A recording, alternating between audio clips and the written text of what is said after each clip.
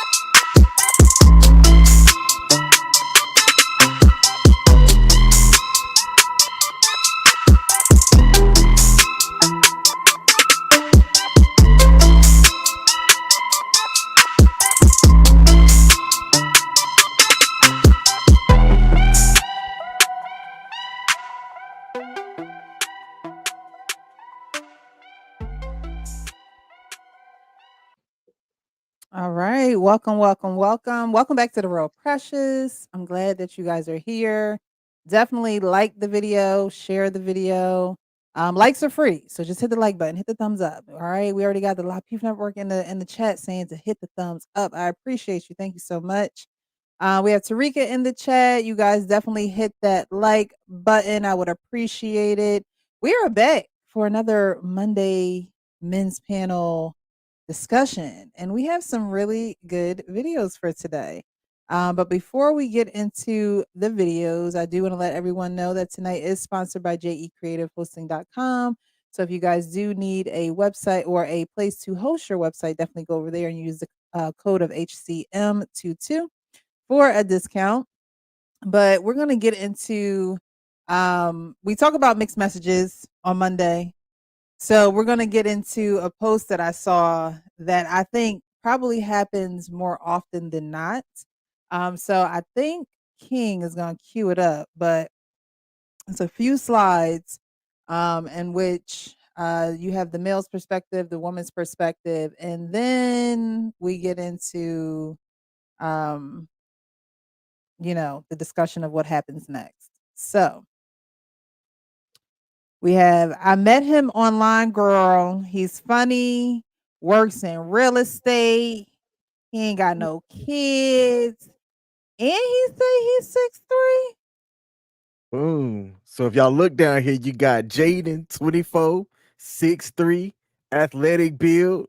You got Kayla, 23, 5'8", and slim. Okay, so these profiles is looking like Slim they hitting, thick. right? Mhm. All right. So hey dog, I have a good feeling about this one, bro. She's slim, has a good sense of humor, no kids, and has her own salon. All right. It's a match. You're not 6'3". You lied on your profile. You ain't slim. You lied on your profile. What happens next? So I wanted to get into this. Good evening, guys. Good evening. Good evening, Quincy. Good to see you. Thank you so much for being here. Um, I wanted to get into this because nowadays with the internet and the way that things are set up where people are dating online, you come into situations where a man might tell a little white lie about his height. And a woman might tell a little white lie about her weight. But when you do meet each other face to face, do you guys think that they should part ways or do you think that they should get to know each other? Well, after my divorce, I tried the dating apps and things out. And lucky for me, the people that I met were a representation physically of what they put on their dating profiles. I never came across that. I would like to think that the way I am now, if that were to happen, I would just look, I would say nope, and just turn around and walk away. Because to me, that type of lying says that you're insecure about who you are. And having dealt with somebody that displayed the insecurities and things like that in a relationship, I just know that I'll never want to deal with that again. So I think Mm. that there should be no, oh, well, you lied, but nah, walk away. And that's on both ends. Like even if a woman saw that he said that he was 6'1" and he's like 5'8", she should just walk away. Yep, You yep. think? Yeah. All right. Our pain. Listen, first of all, I gotta say, back in the dinosaur days and the fossils were walking around, there were no dating apps when I was there. I take now, based on listening to everybody, I look at it as a badge of courage that I went up to women cold turkey. They knew what they were getting from day one. However, if I was on a dating app and I showed up the way I was, big and fat, and the chick showed up like she didn't show up, I would find humor in that.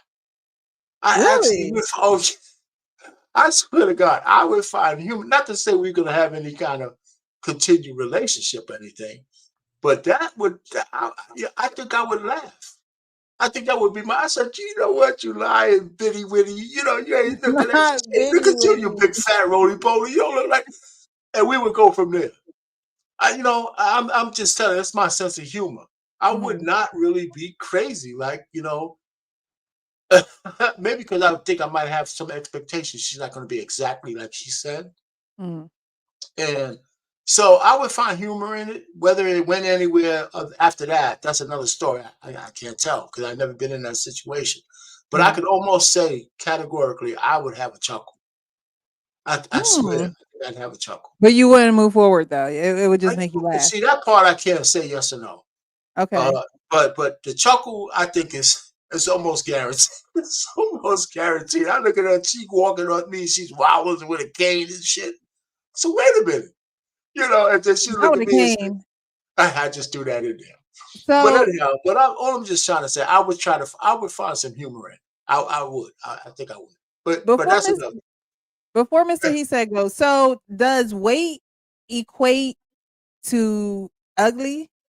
No, Because what if no. she is very pretty, but she's just not 125, she about No. 155 Let or me stop you right there. In 165. my day, we used to get set up, and the big buzzword, but she has a pretty face. Mhm. It's all you needed to hear to know that she was kind of like beastly everywhere else.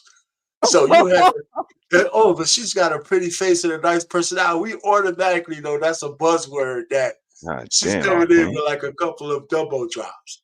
So back, with no picture. And so I mean, depending on where you are in your life, you can only be so choosy. Now, I didn't always look like this specimen that I am now. Back then, I was able to be a little bit more choosy, but not that Mhm. much. Not that much. But it all worked out for me because I always try to go a little higher than I was worth. But and it worked out for me. But anyway, so that was a euphemism back then. Oh, but she's got Gotcha. a nice personality. Oh, but she's got a pretty face. Oh, we automatically knew what that shit meant. We did, So let me land it there. Oh, look at Right. he says like, he know I'm telling the truth. Yeah, I can't say I detected any lies off pain. God damn. Off pain. Um, I would say Presh, what's popping? I hope all is well. King, great stream with you and the missus today, and all pain salute to you, sir, as usual. Appreciate it. For me, I would say the person with the standards, the first one to uphold to their standards wins. Mm.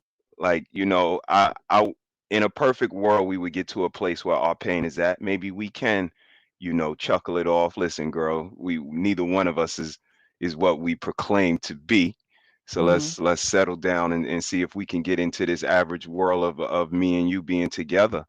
But if I'm coming to it, established, if I'm coming to it holding near and dear to what I say, I have standards. And I think that's one of the things that women are attracted to men, the standards that we uphold, that we stand on our foundation. I don't want to say, stand on our ground because that's a little offensive to some women. So on the foundation that we set, if we stand and be true, I think that's where the real attraction lies, the real admiration and adoration that happens inside a relationship. And if you're willing to break those, that shows first day, and those are the red flags we try to act like we didn't ignore. Like the first day she wasn't what I said I wanted. I'm not going with Mm. it. I'm just not. I apologize to you, baby girl. I'll be more than happy to pay for this lunch, but you ain't my Well, we're gonna type. get into that. We're gonna get into that. And I think that sometimes, we as men, we look past stuff, her not being our type, her being disagreeable, to try to, see the forest through the trees, or so to speak. But it doesn't end well, based on what Mm. I'm seeing in 2023. So I would say the first person to hold to their standards win. Me personally, I would hold to my standards, baby girl. You're nothing like what you said you look like. And this is not, what I signed up for. I want somebody that's hot, open, honest, and transparent. And this is There it not a good is. place to start. And if this is where we're starting, who knows where we're gonna end? So, sorry for being so long-winded. What up, Rick? What up, Rick? Now, good Peace, evening, Rick. y'all. Thank you so much for joining. Hey, precious. Before you go, Rick, Ricky, before you go, so Mr. He said, both of them were being dishonest, right? So they both. So you would be the one lying about your height. She would be the one lying about her weight. So you're saying that when you got there and you weren't this, what was it, like 6'2" or 6'3" in the thing, King? It was like Yeah. 6'2" or something like that. And He you're said not he was 6'3". 6'2" or 6'3", and then you see her and she is 25, 30 pounds over the slim description that she put in her profile, then what? Because I do understand, you're saying, well, I got standards. Like if you're not what you say you are, then I'm not gonna rock with you. But you're not who you say you are either. So in Yeah, that scenario. all's fair. All's fair. Like Mm. I said, we can probably get to a place where our pain is at. Maybe we can chuckle and say, neither one of us are what we proclaimed ourselves to be, and we could sit down and start from there. So, Mm. yeah, I would definitely agree with our pain. And in that instance, I think we can meet in a common denominator, a common ground, and sit down and have a nice lunch. Okay, so you would still sit down and have lunch. Let me add though, it might not go nowhere, but I can find the Right. humor in it. I really Okay. could. Okay. All righty. Ricky, how about for you? Did you see the interaction in the beginning Mm-mm. that we did? Nah, I was late coming in. You want to do it again, King? Since we do have more people in the chat, they may have not seen it. We All have right. to act again. All right, Since I'm we're so ready. professional, we got this. My apologies. No, you're good. Hey, Sean, how are you? I'm well. I'm well. I'm too with Rick. Shauna, what I up? haven't seen it either. What's going Okay. on, Mr. Isha? What's up, Payne and King and What up, Precious? Sean? Hola, hola. All right. So I was going to say, King, I'm blind now. All right. I met him online, girl. He funny. He works in real estate, has no kids, and he says he's 6'3". Hey, dog, I got a good feeling about this one, bro. He's slim, has a good sense of humor, no kids, and has her own salon. That You're first not date, 6'3". You lied on your profile. you ain't slim. You lied on your profile. What happens next? happens next? What happens next for you, Ricky? For me, it wouldn't happen to me if I'm being honest with you. Right? I understand that the internet is fantasy land, right? So me thinking for this situation to even happen means they didn't really FaceTime each other. They ain't seen each other before. Like I told people before, I'm not asking you out until I know you got some skin in the game. Mm-hmm. Right? First and foremost. But if it happened like this, if again being hypothetical, right? I feel like Mr. Arpain, I'll laugh at the shit. You know what I'm saying? Like, you know what I'm saying? Another one in my DJ Khaled voice. You know what I'm saying? Like I said, if it was me and I never saw her, right, I won't have to blame myself because you didn't put I didn't put forward a courageous effort. Me, I laugh about it. I'm out. I'm probably about to get something to eat anyway. You know what I'm saying? We still gonna eat and see what's up, because if we got this far, especially if you're using a swipe app, right? That means I talked to you. Maybe I didn't see you, right? But I'm already intrigued by your personality, so I'll sit down and eat with you and see where it goes. You know what I'm saying? But if lies keep spewing out your mouth like the ones you just did, then it's a one and doneer. You know what I'm saying? You have a great life. I'll never see you again. I'm gonna block you on all social media aspects. You ain't gonna be able to dial my number. No, what's that? I don't want no chance interactions whatsoever at that point if it was me. Okay. And I'm gonna tell you I'm gonna block you too. Ooh, okay. Let them know. Stand your ground. Because if you don't stand for something, you're gonna fall for everything, baby. All right. Sean, how about for you? And good evening, Hank. How are you? What's good, bro? What up, brother Hank? Thanks for being here. What's up, though, Hank? How y'all doing, good black people? We're doing well. Good. Man, that's just a sorry start. They both lying. Yeah, for both of them. Where do I go next? I don't know. Well, I lie, you lie. I mean, why are we lying? I have this. We say this every week. They both lie. I don't know what start they start with. I don't know what's next. What's next is some bull crap. What's next is a horrible relationship. What's next is the start of nothing. Okay. Damn. Hank, how about for you? Did you see the first part of the show? The interaction? Oh, you're on mute. You're on mute. I guess I just seen the replay of the skit. So yeah, that will that will probably be a problem for me. Yeah, definitely that. So, but damn, I mean, looking at the side different, I don't know what the hell he was thinking about. She looked like she was a 6'3", he was a 5'11". God damn, it was bad. God. Yeah, I don't think I could have did it. Shout out to R. Payne for saying he'll laugh and have a good time and stay there, and I probably would have got up through. Yeah, that's bad. He came with flowers and everything. Yeah. Yeah, he was ready. You got the fresh cut, edge up and everything. Let me tell you, man, this shit would be funny as hell. I'd be taking this story everywhere, man. Laughing about, it don't matter whether we hook up, but I can't. The humor in it would be just too much for me. I'd get a nice belly laugh out of it, and I can guarantee you she'd laugh too. She'd not be with them hands disappointed in folded me. like that. Huh? I said, not with them hands folded like that. No. Yeah, She would unclench those hands after I laugh at her, because I would tell her why I'm laughing. Listen, man. One of my superpowers is I make women laugh. Oh, Payne got the magic. That's a good thing. That's a very, very good thing. I didn't say whether they were laughing with me or at me, but I make them, I make them like.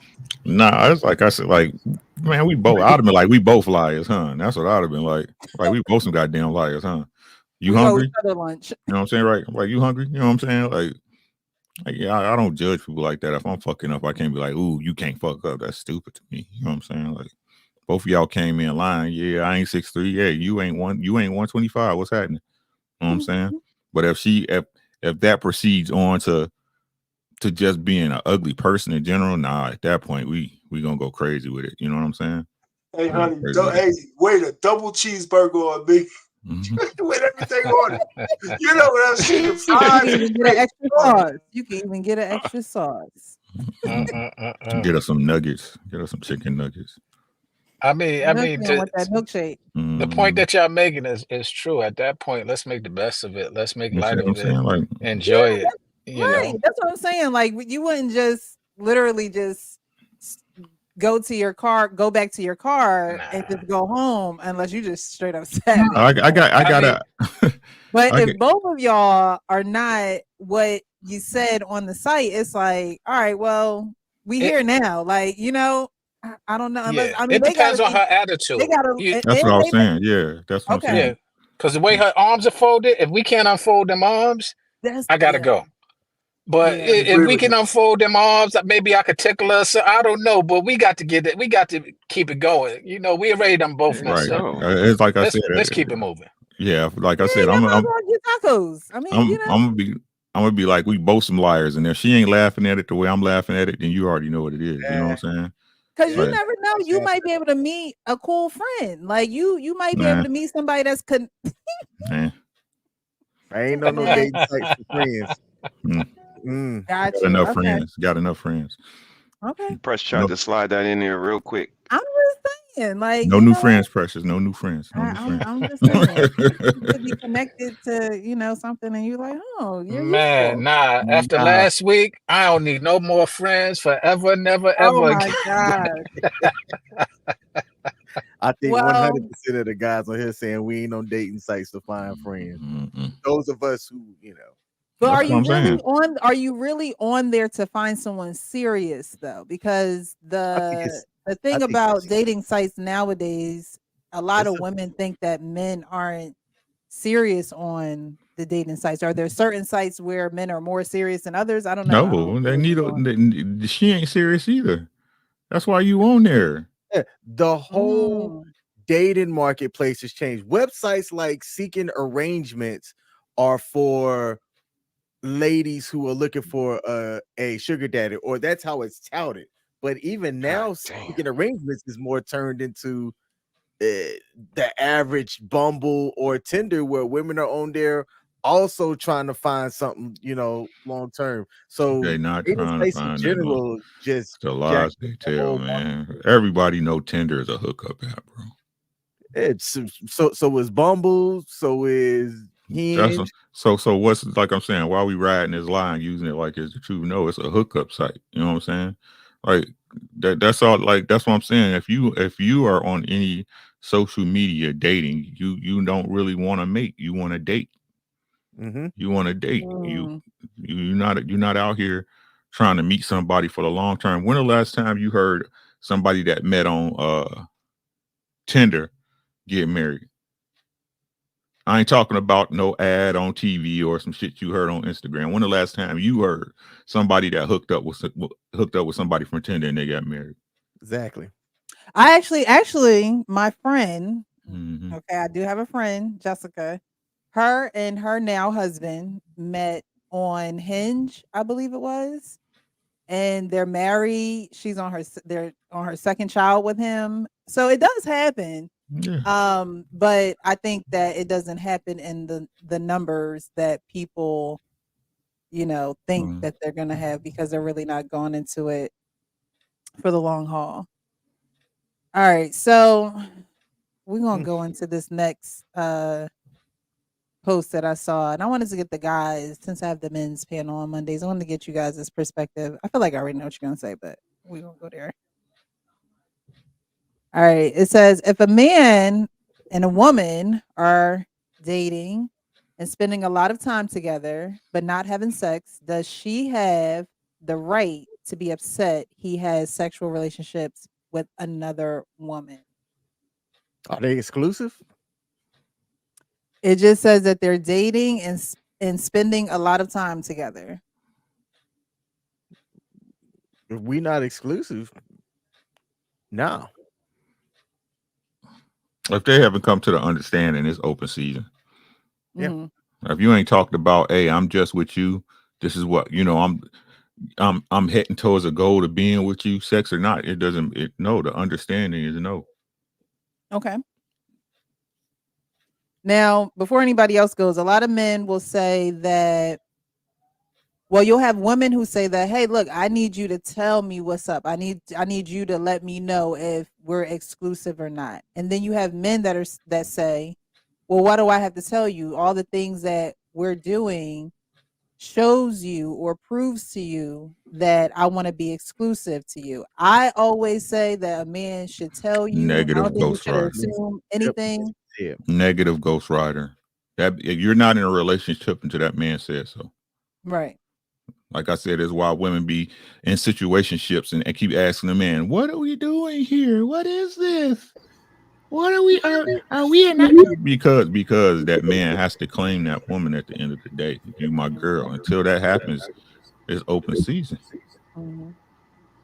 Yep, and that also definitely goes both ways. Mm-hmm. It goes both ways. So unless it's established, like we've said, I agree 100%. A man's going to establish what it is and what it ain't. But if it ain't, it goes both ways. I can't be mad at her. She's still out here, getting some strays. I can't. That's a fact. I would agree with the fellas, and I think that's why it's termed so loosely when it comes to the ladies. It's a situationship. We was talking, we seeing each other, all of these different things. It's not the relationship that we solidify, that we lay down concrete in a straight line, and I think that's the difference. Until I claim you by yourself. You somebody else's. You open. I don't know. No dudes that tell you that, oh, it can't be. They just want to be able to move around how they want to move around. It's simply Mm-hmm. what it is. Sean, where are you gonna go? Because I think you're on No, mute. Okay. yeah, no, I agree. I wholeheartedly agree. And unfortunately, I've been guilty of it. I've been guilty of not giving a direct definition of the relationship, and it turned out disastrous. Simply because I was allowed to Mm. on one point, but I can't put no blame on them. I allowed it. Let's say that. I Mm. allowed it. I didn't want the responsibility of the title. I wanted you know, I say it all the time. We want the authority, but we don't want the responsibility. That came from how I was acting in the past. Mm-hmm. And often I like the authority. I like, the bells and whistles. But then when it came down to having to put in that commitment or identify and give that honor that she so rightfully deserves, I sometimes fell short. So I had to learn from that. I appreciate that because not a lot of men will say, "Hey, I did it because she allowed me to do it." Like she allowed it, so I just kept doing it. I didn't have to put a stamp of approval on it. I didn't have to really say what it was because as long as I didn't, or as long as I was still spending time, then that sufficed. But you do have a lot of men who will, like I said, just be like, "Oh, well, isn't what I'm showing you enough?" And it's like, who raised you? Like, when you Nope. want something, don't you go after it? Like, I don't. What are the assumptions for? Renting a house What ain't are we assuming? renting a house ain't the same as buying it. Right. And I'm a long time renter. So, It ain't the but same as buying it. yeah. And the funny thing is, I joke about it, but yeah. Yeah, but I joke about it, but the position that I take nowadays in having conversations, speaking to my friends and as well as my man, I understand that there's a lot more responsibility necessary. And although somebody, here's a saying that I came up with: you deserve more than you desire. And I really had to embrace that, because a lot of times what they desire and what we desire, we deserve a lot more, but we just settle for what we desire. We enjoy what we desire because it's easier. Okay. Interesting take. I think I've heard you say that before. All right. Anybody else want to go on this? I don't get a chance to go on that one. Yeah, go ahead. Listen, you guys got to give me a second on this one, right? First, is this woman a virgin or not? Because if she's not a virgin, all I know is that while she's making me wait, somebody was busting those cheeks. Now, is she still busting those cheeks because I'm the guy she likes? Is she asking me to pay more than the maintenance man who's coming in to rub one off for her? Well, I'm paying for the dates, I'm paying for this and that. Now, I tell women this all the time, that this whole 90-day rule bullshit where you're trying to get a man that you like to show that he thinks you're worth more than what you are before you have sex with him, while everybody else got the chicken dinners for free, he's going to end up resenting you. And the only reason why he's going to be around is to put another notch in his belt. Because every single woman, and I can't speak for you, Precious, and I don't want to do that. I'll speak for my wife and a lot of women. The very first thing you need to do is get a man to post-nut clarity. And if he's still there in the morning, you got something. You got something. What if he ain't got nowhere to go? No. Let's just talk about the guy who has some place to go, especially if he has a place to go, Ricky. Because each one of us on this panel, whether we want to agree or not, if we're still with the woman that she finally gave us some, there was something more about her than just her sex. That's what I'm saying. So if your chick is stringing you along, you're not boo-boo the fool. Those days you can't reach her, those days that you can't see where she's at, you're going to be thinking, if somebody else busting those cheeks, why I can't find her. So I tell women, it doesn't matter whether it's the second day, third day. I'm not advocating one-night stands. You got to get the man that you're interested in over that hill of post-nut clarity, because it's got to come one way or the other. Right. And so I don't know what the time frame is for that, but every woman who's with a guy knows if she wants to stroke him or not from day one. And they can sit down here and give me some bullshit. As soon as a woman sees you, she said, you might be a candidate, get a little bit of this cookie and shit. And so I realized that. So if she's making me pay for shit and I'm hanging around, she said, you gotta wait. Now, wait a minute. What's going down? Because if you want me to be chased, I gotta have guarantees that somebody, maintenance man, ain't coming there busting those goddamn cheeks while I'm sitting down here being boo-boo the fool.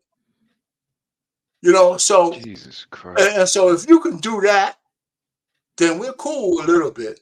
But if you're not a virgin, it's going to be hard as hell for you to convince me that you're making me wait 90 days and I can't get no ass. Well, I don't know where you at every minute of the day. Let me just land it there. So, every time you say somebody, have mercy. Yeah, every time you say somebody busting them, you just have me cracking up. Somebody busting them cheeks. Somebody. We gotta make that a sound bite. So I mean, that's just my theory. Trey. What's going on with y'all? Hey, what's up, Trey? What's going on, man? Trey, what's popping? It just don't sound right coming out of a baby boomer mouth. It just man, don't proud goddamn baby boomer, right up there, man. I know every goddamn we were thing. just talking about that too before we got on. We were just talking about that. Our face said, clap the shit out them cheeks. I'm gonna push back on. I'm gonna push back on our pain though, because okay, go ahead. Me personally, I believe you can't dictate to a woman what when she want to start respecting her body. No, I Right? agree. You I can't agree. dictate that. Now to tag your point, yeah. Uh, I got to know. You know what I'm saying? You got to be demonstrating to me as a man that you with it. You know what I'm saying? Like I shouldn't have to check up on you. I shouldn't have to be looking for where you at and all that other shit, right? But again, I honestly believe that a woman, she can present a different value to a man, right? I don't care what nobody say. You doing my books, you cooking dinner, you know what I'm saying? You cleaning the house, coming over, doing my laundry, stuff like that. You know what I'm saying? To let me know, hey, I'm really trying to get at you. I'm trying to chase you, da da da da. And I know women hate hearing that word come out a man's mouth that she should be chasing you. But yes, if you're a man about your business, she should be. Okay. No, And I agree. My idols might be Bang, different bang. than yours, Ricky, but I agree exactly with my wife. I can only do anecdotal. She was on me every single day, and she had a curfew, and she had to go home every night. Right. You See, know, but so I had a feeling where she was all the time, even if I wasn't checking. right. But Like, this is what I'm saying. The understanding as we as men we have to right, have, right? Again, stop playing stupid like you don't know what the game is. You see what I'm saying? You yeah, when you was in grammar school, you know the little girl who liked you for real. You know what I'm saying? She bought you milk every day. mhm. You know what I'm saying? Ooh, Ricky, you that want worked some of my out. lemon heads? You know what I'm saying? Like it's no different, right? It's just on the Right. grown scale. So again, if you got this woman, just like you said, why would I even give her time if she ain't showing me the just causes for me to wait for her? I agree with that. I agree with You that. see what I'm No saying? argument. And Rick, you made a valid point. But it's really identifying whether she's respecting herself versus whether she's playing a game to try and get you. Facts. But But the truth, The only pushback I'll give you, Ricky, is how many men of your day, my day, and any day have that level of discernment to know the difference. Mm. see, but that's what I'm saying. So stop blaming the chick for being a chick then. I'm not. No, I'm not talking to you directly. I'm talking to the subject matter at hand. Yeah, You know what I'm I saying? agree with that. That's what I'm saying. Stop faking like you got the understanding when you really don't, if that's the case. As a man, you see what I'm saying? Stop Yes, I faking do. like you know, oh, she did exactly like what y'all said. When it comes to the courting, and I'm picking this woman as my mate, that's the part I control. I Right, agree. they control sex, I control the relationship. So anything I see shaky that don't line up to what I'm needing to put you in a relationship, don't I'm not gonna blame her because I need to be smart enough to recognize that shit. No argument. Yeah. No Yeah. argument. I would agree with that. Absolutely. Anybody else Agreed, want to add agreed. to this before we Yeah, go well, let the on? baby boomer hater Trey speak. You know. I don't hate on you, man. My mama a baby boomer, but it's just look. Chill out, Look. Trey. Here's the thing. Chill out. The word exclusive always makes me laugh. I don't think it's a real thing, and you certainly aren't exclusive if you ain't having sex. How are we exclusively doing anything? We ain't even having sex. And I do agree with the baby boomer. If we ain't having sex, who she having sex with? She having sex with somebody. It just ain't me. There's a philosopher that says that if it floats, flies, or fornicates, rent it. Until I decide to make it mine, ownership, until she's mine, we're married or whatever the case, however you want to have that conversation, she's free to do whatever she want to do. As am I. I'm free to do whatever I want to do.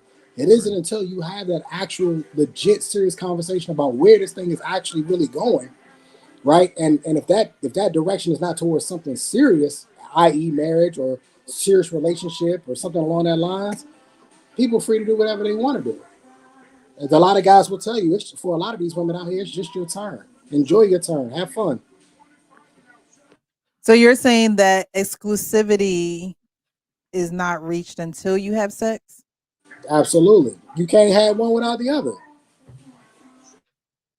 What do you guys think? I don't really agree with that.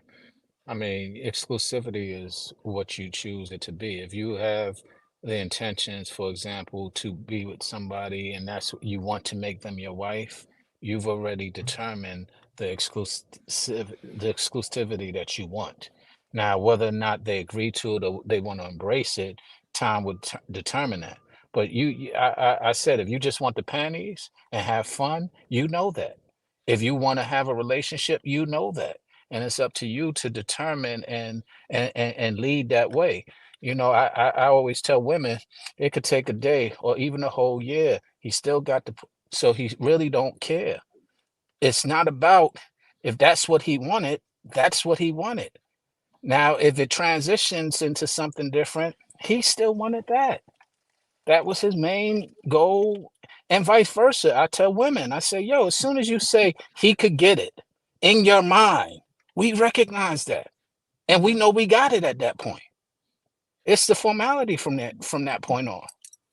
Yeah, as soon as you give that bat of the eye or that confirmation or that conversation, we already know we in there. It's just about the process at that point. It's a matter of when Sean, at can that I point. add something though, Sean, where you're 90% there.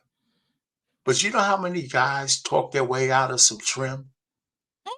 Because if she sits down here and she chooses you, if you keep opening your mouth, there's men who talk their way out of trim all the time. You got to know when to shut up. I But agree. But that's a different conversation. That's a different conversation. The only thing I would have back with Rick is this: we say that men control relationship to a point, but I'd like to be more refined than that. We are the gatekeepers to marriage.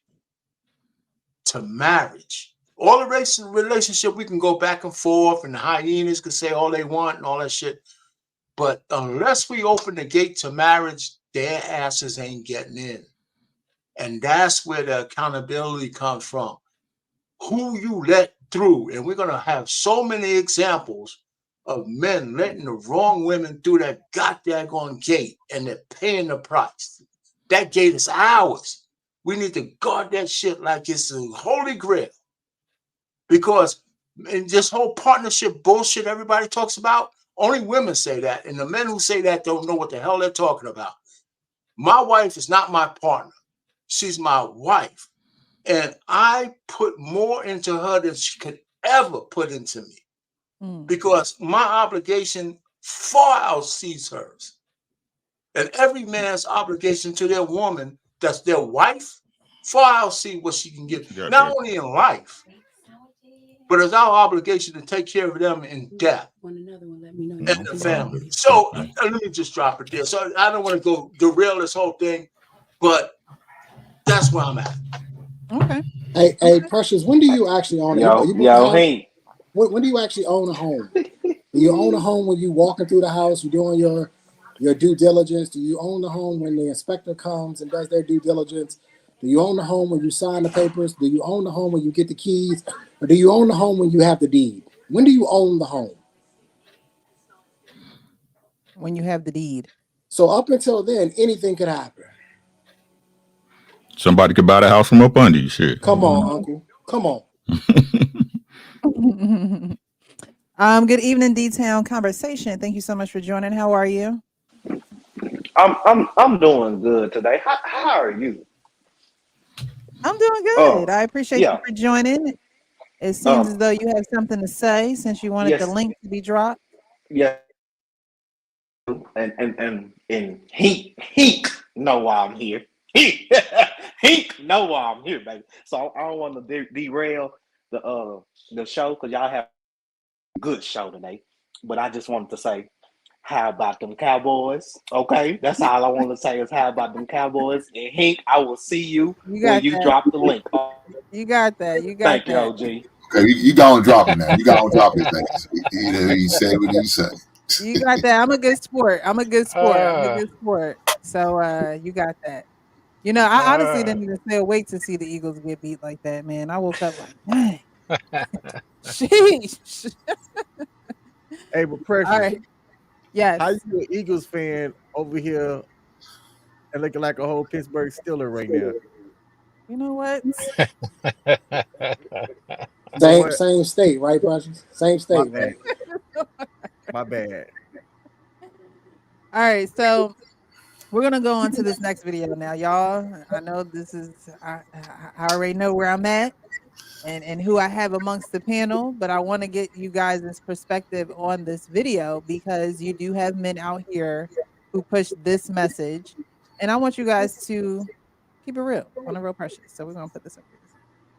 As much as I didn't want to believe this, I'm starting to really believe that these new generation of men, they hate women. And the reason why I'm saying this, man, is because these women have sacrificed so much and they've compromised so much to the point where they're saying you don't even have to have money. You don't even have to personally be their type as far as looks. All they want you to do is be able to provide the things that are free: honesty, loyalty, respect, time, affection, attentiveness. Like, they want all of the things that are free, and y'all can't even give that to them. Are you serious? They put everything aside. Women are out here even marrying men. They are proposing to men. And y'all can't even give them the things that are free. A listening ear. Y'all don't even make them feel protected. Y'all don't make them feel safe. Y'all can't even make them feel appreciated. Do you know that appreciation is free? Do you know that support is free? Do you know that loyalty is free? Do you know that respect is free? Do you know that making them feel desirable is free? Y'all can't even do the things that are free? Do you even like women? Do you even love women? Do you really want to marry women? Like, I hate to say it. Like, I take up for us often, man, but it's scary. Do y'all actually hate women? Okay, so this video was pretty recent. And so it's not one of the videos from long ago. I believe he just posted this video not too long ago. So what do you guys think about that video? Because he's talking about the free things. Like, you don't want to do the free things. And so my question to you guys would be, why wouldn't a man want to do the free things? Because there has to be a reason. Who going? Jesus Who going first? Christ. I started out, man. Yeah, y'all can have it. Y'all- That's how I felt. Y'all ain't gonna Man. like when I It's go. too Y'all, easy. they not gonna like when I Yeah, go. you might I'm not. just- Yeah, Oh, man. Jesus One, Christ. do we hate women? No. Do we hate what they're doing at times? Absolutely. The free stuff. The funny thing is that the easiest way to get is by saying some of the things that are free. It's not about it's about being genuine. A lot of people can say and make a woman feel happy. That's the one thing that I tell a lot of my people now. Making you happy is easy. All we gotta do is tell you what you want to hear. Now, are we genuine? Are we being genuine in that? Absolutely not. And that's what the problem is. We can't even define or distinguish genuineness from lack thereof. So, do we lack on giving? Yeah, sometimes we give all of those things, but the whole thing is it's not even appreciated or valued. If we tell you the truth and it's not said the way that you want it, often it's not received and it's not appreciated or valued. So you really don't want that. What you want is to be told what you I want what I want when I want how I want it. And that's the unfortunate reality that we're dealing with. And that's what I don't want to say hate, but that's what I personally don't like about some of this age women is that they really would prefer somebody to just make them feel good than um help them become better as they're supposed to help us become better. Let Okay. me go Go ahead, real Trey. quick before Uncle Rick go. When I see videos like this, I just immediately know that when he stops the video, he goes to himself, "Yeah, this gonna give me a lot of box right here. This video gonna give." I just know these guys are saying that to themselves because there's no way he believes the crap, the nonsense that just came out of his mouth. A guy like me, I'm broke. I ain't got no money. All I can offer you is the free stuff. That's all I'm offering is the free stuff. That's all I'm giving you. But the issue is that the women don't want the free stuff. They don't want it. The issue is that the women want to talk to me about how much money do I make? What possessions do I have? What assets do I have? That's what they want to talk about. How can I provide for them? I have had a woman ask to see my bank account on a first date. That was the last time we had a conversation. So Wow. it isn't about whether or not we're giving the free things. I lead with that. I try to come up with dates that cost no money, that give us an opportunity to sit there and actually have to talk to each other and get to know each other. I bought the little pack of cards. You know them little pack of cards, the little deal breaker conversation cards. You know what I mean? You can. I bought those, Yeah. so we actually have things Icebreaker to joint. talk about to get to know each other. They don't want to do that. You know what she want to talk about? Do you know what she want to talk about? She want to talk about my stock portfolio. She wants to talk about when's the last time I flipped a house. That's what she want to talk about. She wants to talk about money. She wants to talk about whether or not I would be okay with giving her an allowance. That's what they want to talk about. So I don't agree with this, and I'm wondering how out of touch he actually is with dating in today's atmosphere with the women who are influenced by social media, because most of them are about money and they're not about real connections and about the free stuff. Ooh, I couldn't have said that better. That was a bomb, Salute to that answer. Let me build on what my brother said. Right, the free stuff is the disqualifiers.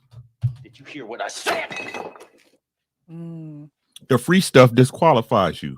How many times have you guys heard a woman say a conversation?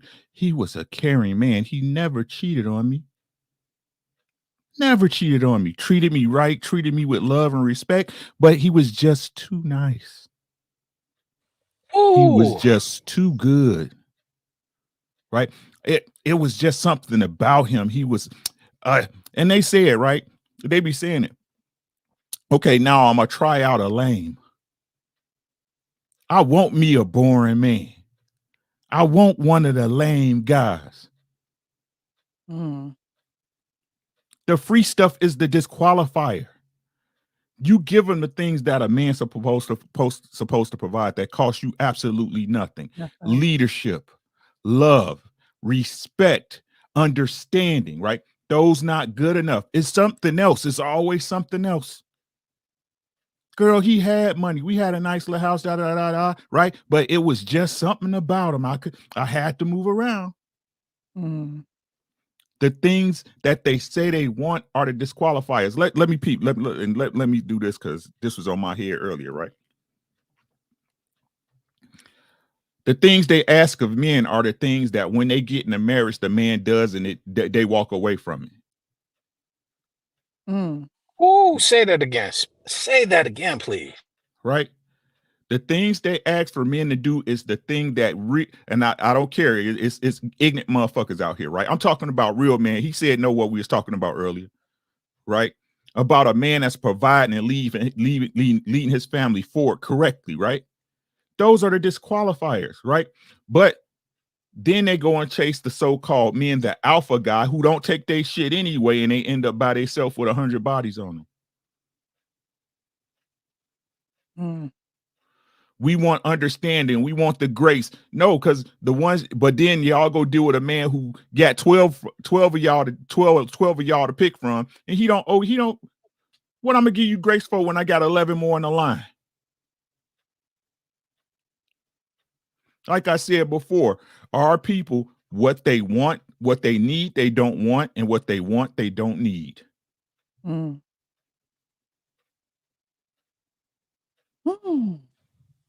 Ooh, you done lit some fire up under here. So I'm gonna talk about this. Look. With that being said, do we hate women? I don't think majority of men hate women. I don't think that's the case.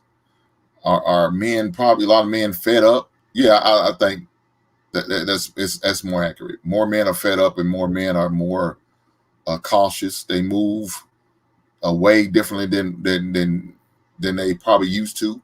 20 years ago they was probably moving freely and keeping moving, but now they just like, I don't think it's a good investment.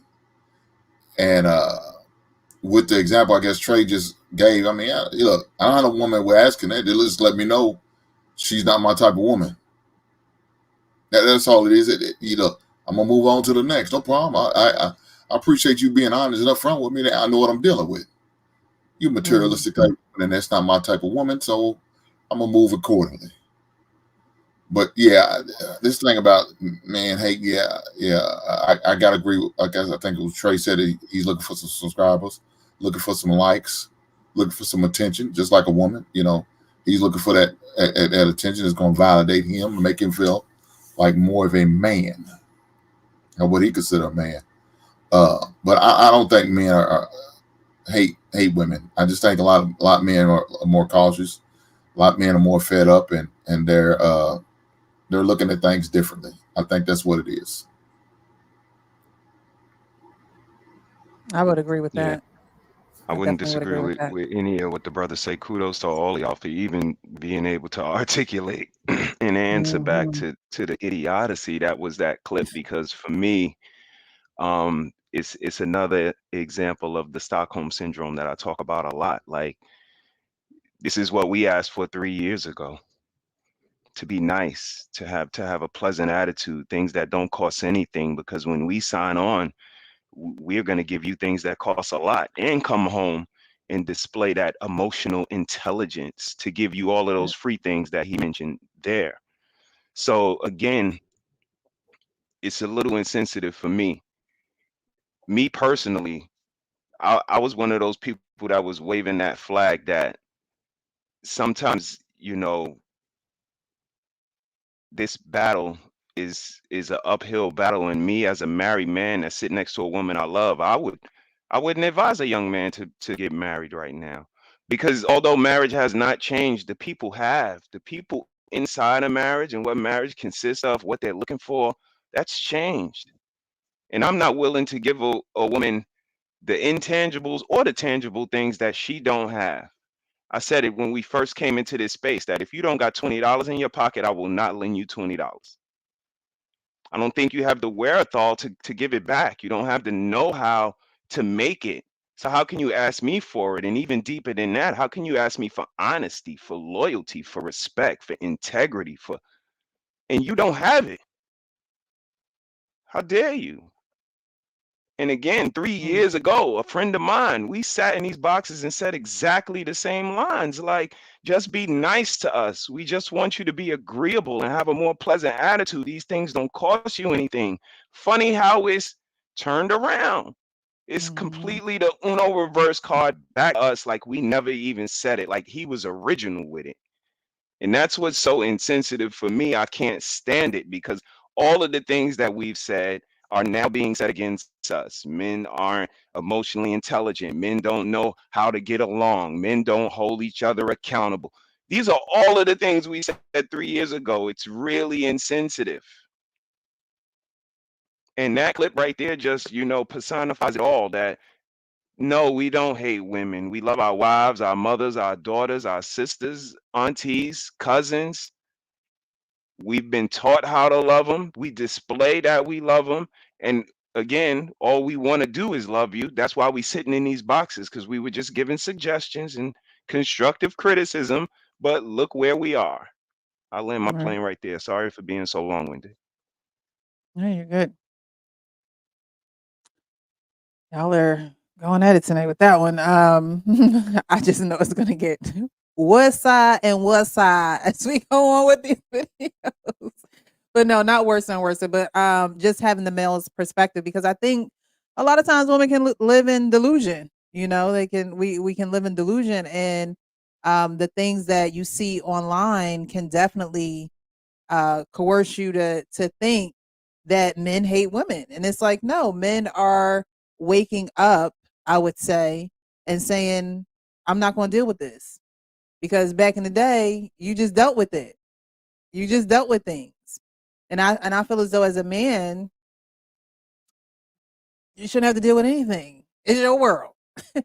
Men are the creators of their own world. And so what you create and what you invite in, is totally on you. So does anybody else want to go on this video? You guys want to go? I was real quick question. I would say this: the women are the one who hipped us to it, though, right? They're the ones who got on social media and flapped their gums and told us all this stuff, right? It wasn't us. They hipped us to it. Kevin Samuels asked 2 questions and he sat quiet and let them talk, right? They told us what we now know. So we're hip. We understand more than we've ever known before Mhm. because you gave it to us. So thank you. Mhm. I just King, you're on mute, or it could be your Thank sound you. again. Okay, Thank there you. you go. Now, something that I've always said too is the marketplace really dictates itself. Mhm. Again, I say this as a joke, yet it's truth. I looked up the numbers. Seeking Arrangements had 2 million users back in January of 2013. Now, its latest is just over 30 million, with half of those being young women seeking sugar daddies under the age of 30.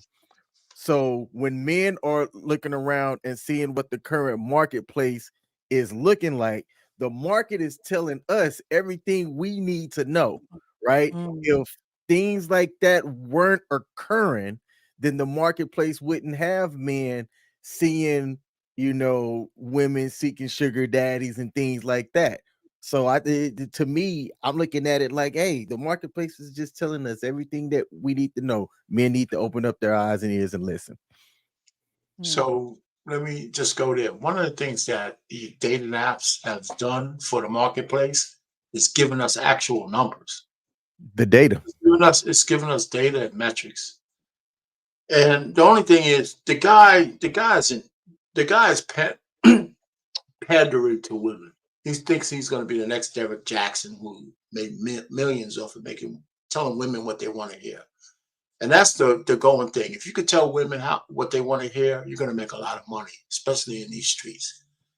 But the real reality is that the Western woman has priced themselves out of any reasonable market, especially the ones who frequent YouTube and social media, because a lot of their expectations are actually more than just delusion, right? They've taken terms and everything and they've turned them into, again, horror shows like 50-50, whatever the hell that really means. Men and women have been sharing expenses and living expenses since the 60s. When inflation went up, your wife worked, you worked, and everything in between was a negotiation between a man and a woman. But now it sounds like if I have to pay any bill, then you're not a real man. Now, there's nothing more delusional than something like that. Now, any man, I don't care how much money you make, if you're going to let a woman just sit down on beach chairs and drink Mai Tais while you're busting your ass, then you're an asshole, right? She has to, either she's working in my company or she's doing something beneficial to our family, or else we ain't getting married. I don't give a shit how much money I make. So I don't mind paying the bills because that's what I do in my house. But my wife, whatever money she makes, it goes to the pot. You have, just like I have an allowance, so do you. But her allowance is paid off for the shit that she does when she works. I don't need that. But you ain't going to run around willy-nilly and just saying, hey, my money's my money and your money is your money. Any man who accepts that is an asshole. And, and assholes who let those kind of women through the gate get exactly what they deserve. That's why I don't feel sorry for the Joe Smiths of the world or any other of the men we're going to talk about, Iman Shumpert or any of these guys. So I'll land it there because we don't ask much from our women. And I don't care what anybody says. We want loyalty. We want exclusivity. We want access. We want nurturing of our children. We want love. We want the damn vows you talk about. And pretty much that's it. We're not that complicated a creature. So, all this other stuff, everybody can miss me with all this shit that we're not doing. A married man is one of the most useful utilities ever who's dedicated to his wife. And we need to stand up, grab our balls, and take the rightful place where we belong. And I'll leave it at that. Well, you did say a married man who is responsible. What was the word that you used? Yeah. Because I think that's missing from married, unmarried, just men who take I'm talking about accountability the and be responsible responsible. married man. I'm talking about we could talk about the eaches, because most men, why get married if you're going to just be a slut whore? If you're going to, there's enough who do that. I'll grant you that. But we belittle the guys who are dedicated to their families. And there's a lot of, there's not like this, some kind of eaches Most men who are married are dedicated to their families. That's why we get our ass kicked in divorce courts all the time. You know, so I want to push back on that. Well, you can push back all you want. Pain. Most men are not. You are, and I commend you. No. I said Plenty most men are. who Wait, are married. I said most men who are married. I heard what you said, and what I'm Well, saying you is didn't most say men it. who are married. Okay, I'm sorry. Most men who are married are not. You are. There I are some who disagree with you. are. I disagree with you 100%. Okay. Well, go ahead. I'm sorry for cutting you off. Go ahead. Cool.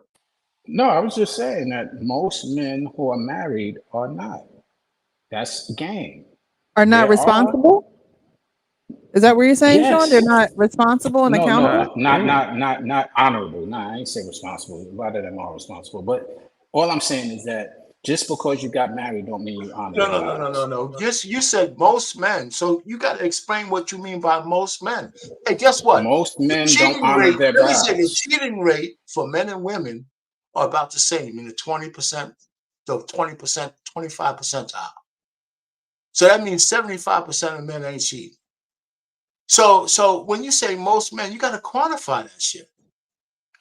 I'm anecdotal. As Trey told me before, I love that. but nah, seriously though, I will say that I am anecdotal, yes. But That's cool. I mean, you got a what I'm position. describing what I'm describing is from the standpoint of the reason why I didn't honor the institution of marriage in my younger years is because most of the men that I did experience, knowing directly or indirectly, not all, but most, did not honor their vows. And I will say that it wasn't just men; most women didn't either. So I'm not saying it's rare to find a man like yourself who says, I've been with my woman, I uh, honored it, I respect it, and this is what it is. It's rare to find that. I just want to Oh, that mercy. say something really quick for what Sean is saying. So no one wants to be cheated on and no one wants to, go down that route, right? But if it just so happens to happen in your relationship, does that mean that the whole relationship is over? Because you're talking about honoring a relationship. So is honoring a relationship staying with that person within, in the hard times, or is honoring that relationship saying I'll never do this and it'll never be something that happens? I just wanted to ask that question to Sean. It's a little bit of both. Honoring, you can honor by saying, I won't ever let it happen. If you do make a mistake, which we all are subjected to be able to, and you ask for that forgiveness, honoring that forgiveness is also necessary. Okay. Boy, y'all on the fence tonight, boy. So we could cheat or not? I mean, personally, I'm lost. Personally, I don't respect cheating. But if you have made the mistake of cheating, and whether male or female, and you ask for forgiveness, I think honoring that should be something that you both should work toward.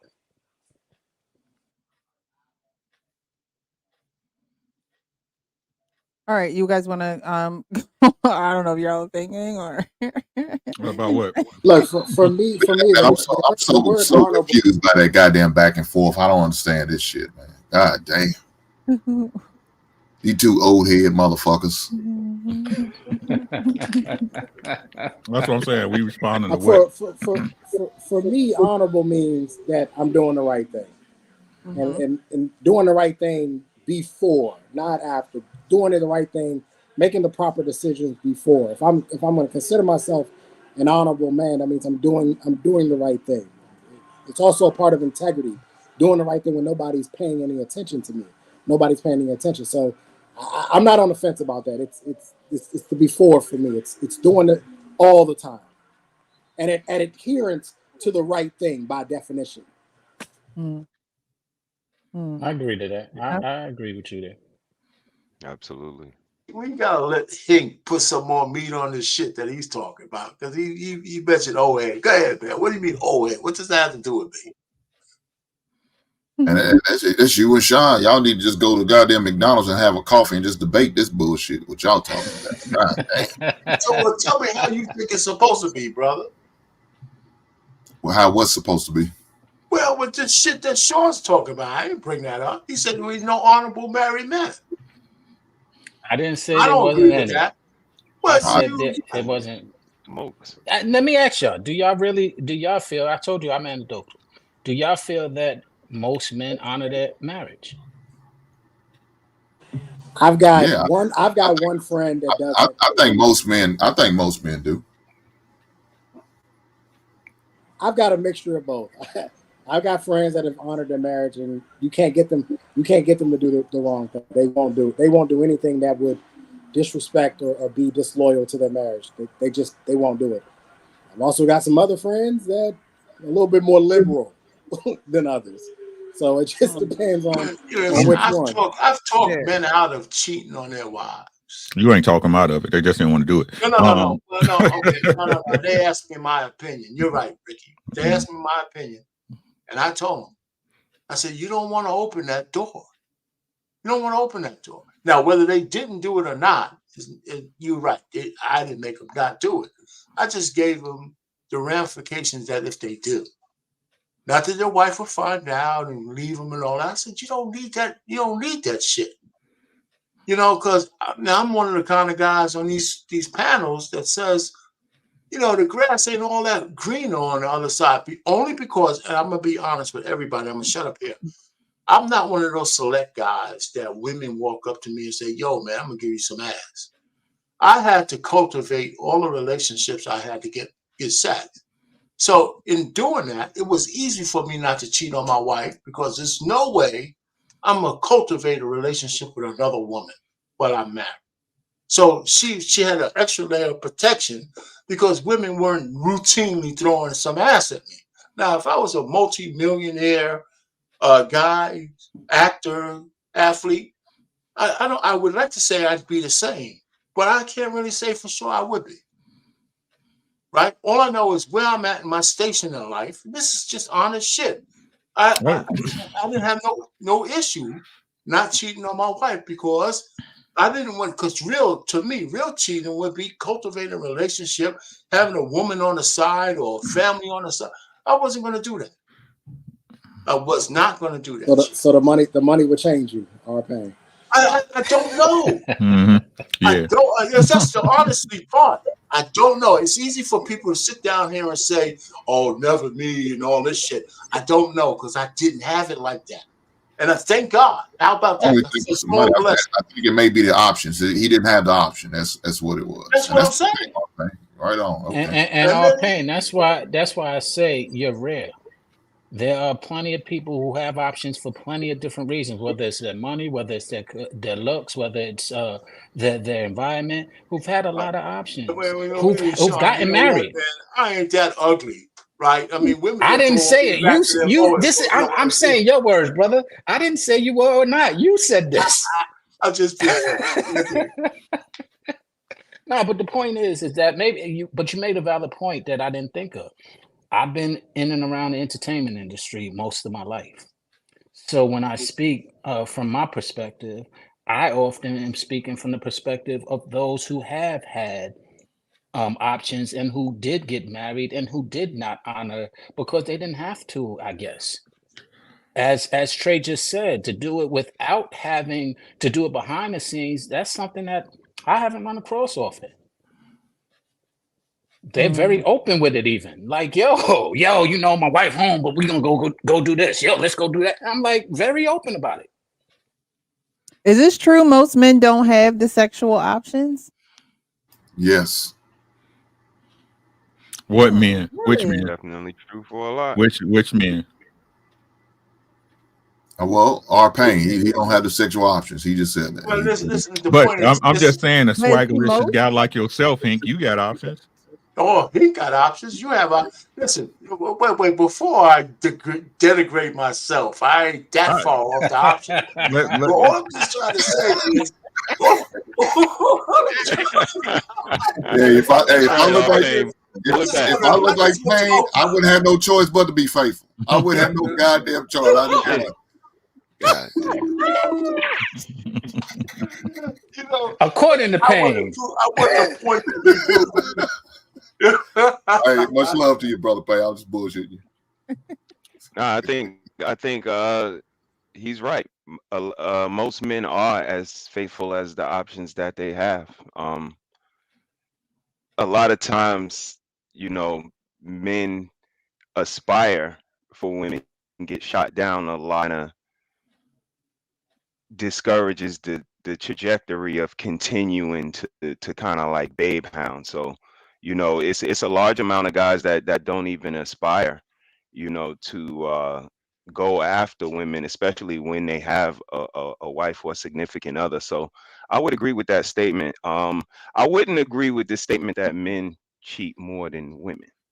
Only because of 2023, all of the information, the Maury, it's not your baby, so on and so forth. It's a lot of sexual misconduct going on, and it's not all on our part. So when we paint the narrative like men will just sleep with anybody and anything, I don't necessarily agree.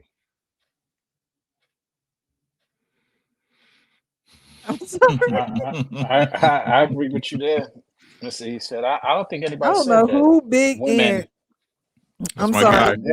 Hey, cheat My more guy. than men. What's good, Big Ant? comment. That's my man right there. Yeah. What's good, Big Ant? Yeah. Can we tell the truth about cheating, or we gonna keep bumping around the Wait mulberry a bush? minute, 'cause I gotta get Hey, rid of man, these appreciate kids. you. I cannot. Thank you for the super chat. But I don't know if Pain broke up Adam and Eve, but that was a good one. That I got tears for that one. All right, how do I go back? The truth is, Scream. if a woman stays with a man that cheats, she understands he's her very best option, Mm. right? She's her he is her very best option, right? I don't know why women try to play like they don't know what their man look like, how he carry himself. That's why you like him. You know what I'm saying? And I'm not saying this right. I tell people all the time, right? Cheating destroys the relationship because you never know what your relationship might have been without it. Right? At that point, your old relationship dies because a level of trust is gone, a level of intimacy is gone. So is it a good thing? No. But we need to stop talking like everybody want to say, and this is my problem with black people as a whole, right? Is cheating wrong? Yes, but nobody want to ever acknowledge it, how we got there. Right. No one ever want to talk about what happened. And people want to call it an excuse, but sometimes the excuse is a goddamn reason. Right? So it is really what it is, right? I'm not saying it's right. I'm telling you, me, if I could go back in time, my man, like I wouldn't do it. I wouldn't do it, right? But for me and other people to acknowledge, like it was some things going on that a person was putting you through, or that I allowed them to put me through, if I'm taking total accountability, right? I allowed them to put me through that didn't have me thinking a certain way to have certain actions. That's a lie. Right. And that's why a lot of people don't improve after they go through those things, because they never assess what part they played in it. What were they doing wrong? What were they neglecting you of? What type of emotional load was they putting on you that they felt you was responsible for when it was really their shit? No, it's not right, but it's a reason why shit happens.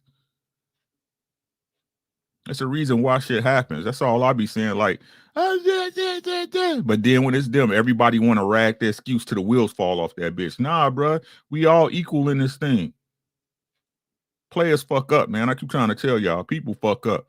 It's just if that person has enough value for you to stay. That's it. Yeah. And that's why I asked that question, does it make you dishonorable, or, is it worth staying in the relationship? And I think Ricky just broke that down pretty good. All right. So I think, did everybody go on this one about this man who think that men hate women? We're gonna move on to the next video. Before we do that, I do want to read some of these comments that we have here. Frenchie K757 says, I've seen ladies say, if we're effing, then we go together. Negative. Yeah, they in a whole world of delusion. Crazy. Yeah. Corey says, why put so much emphasis on sex when sex ain't enough to make a strong relationship? Who was putting a lot of emphasis on sex? Our pain. I'm just kidding. Mrs. She said, sex may not be the main focus of strength within a relationship. However, each couple will have to agree on how important sex is and how intentional you both will be when implementing sex and intimacy. I do think that a couple should definitely have that conversation, because that is one thing that is supposed to draw you two back together over and over and over again. And if one don't have the sex drive that the other one has, somebody gonna be disappointed. Eugene says, is he talking about incels? Is the incel community increasing? You know what? I think it is.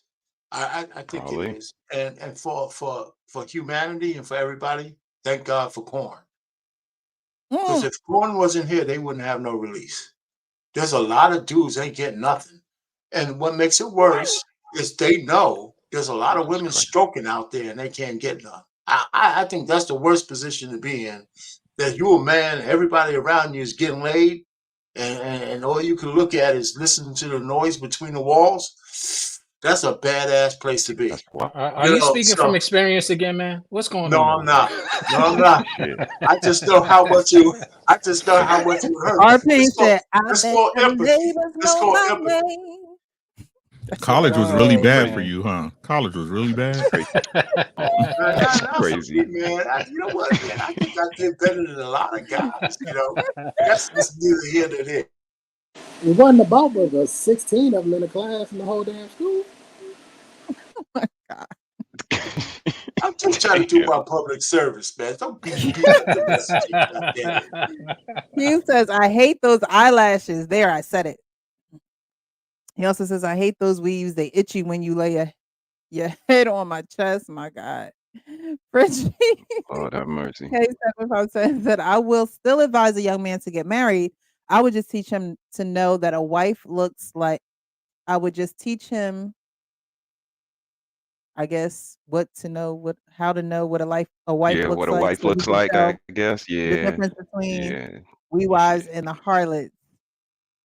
Black Lexicon says, women want intrinsic proof your word is bond. TS says, we could just walk away and not associate with Black women. Ooh, that would not gonna happen. Hey, yo, not gonna happen. Wow. I don't know which Tia. I can't. It's not gonna happen. It's not gonna happen. Black Lexicon says, if you need post-nut clarity before you decide, you are only setting yourself up for post-nut disaster. Corey says, so women are selling themselves to the highest bidder. Trey says, women are for sale. No woman is out of your league. They're out of your price range. Damn. God damn. Smooth sailing. I feel like it's been a while. Hello, how are you? Thanks for being here. He says, this is why married men and unmarried can't and shouldn't fellowship together. The unmarried men are scared to make a decision and don't fulfill their full potential as a man. I don't lie. I'm going to assume that means. So what do you guys think about that comment, actually? You don't have a slightest clue what he's talking about. Okay, expound. Let me tell you, you know what? There's so much evidence out there that men who get married achieve so much more because they have something to lose and something to gain and a family to grow and obligations that they have to stick with. It's the guy out there running around. I mean, there's a couple of guys who it's not an accident that most CEOs are married, that every president of the United States is married, that most people who run shit are married. So this horse shit that this guy's talking about means that he don't know what the fuck he's talking about. Yeah. What he said? Hold on. I got you right. They married because the Unless money I'm reading it involved. wrong. No, they're married because the money is involved. So again, that just validates what Trey said, right? Everybody that they for sale. We talking about the average guy. What the average guy got to gain from marrying some woman, the wrong woman? Well, the wrong woman. That's a caveat. Right. So we can't tell him who the right woman is because my wife convinced me to marry her, not the girl he with or the girl he looking for. Right. This is why I keep telling fellas, I can't tell you what to look for in a marriage. Your woman is not my wife. I agree with that, Ricky. But what I'm saying is, whatever your checklist is, your checklist. Right. So again, you just got to live by it. Let's do what I'm saying though.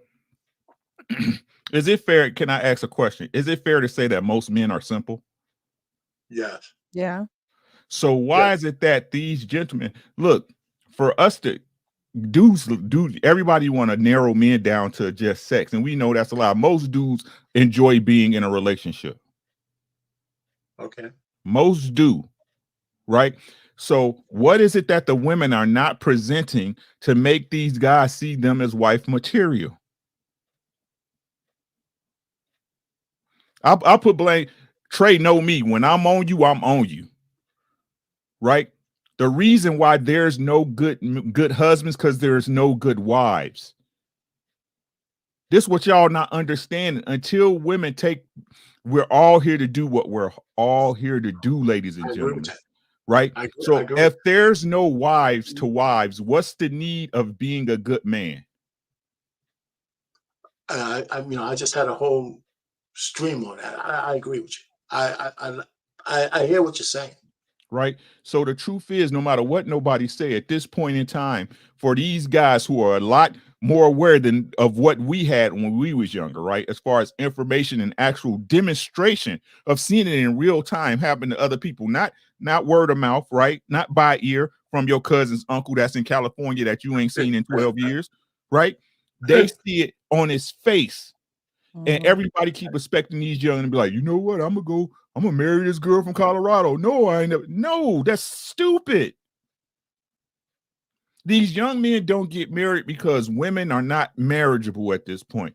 They don't provide enough value for them, especially when it comes to the security of their respect and their emotions, right? To even for somebody to get down on one knee at McDonald's and give them a birthday ring.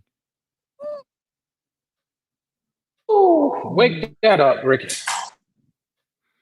Women don't want to play their part. I keep trying to tell y'all asking these women to do something they're not capable of doing. For them to be the woman that you want, they will have to move outside of themselves and do a 180. None of them are do that because then they wouldn't be the women they are.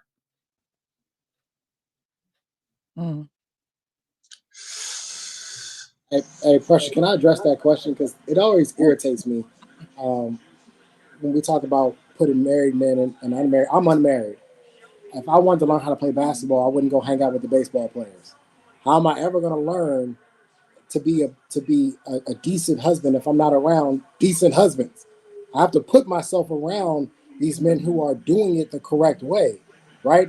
A lot of these panels, they know how I feel about marriage, but I'm still here because I like the nuggets of information that he said gives out, that Uncle Rick gives out, that R. Payne gives out. Because it's something for me to take and put in my toolbox as the unmarried man. So if that day does ever come, I got a toolbox full of nuggets that I got from decent husbands that I can actually use. So I disagree. I think that we should be fellowshipping together because it's beneficial to unmarried men like me.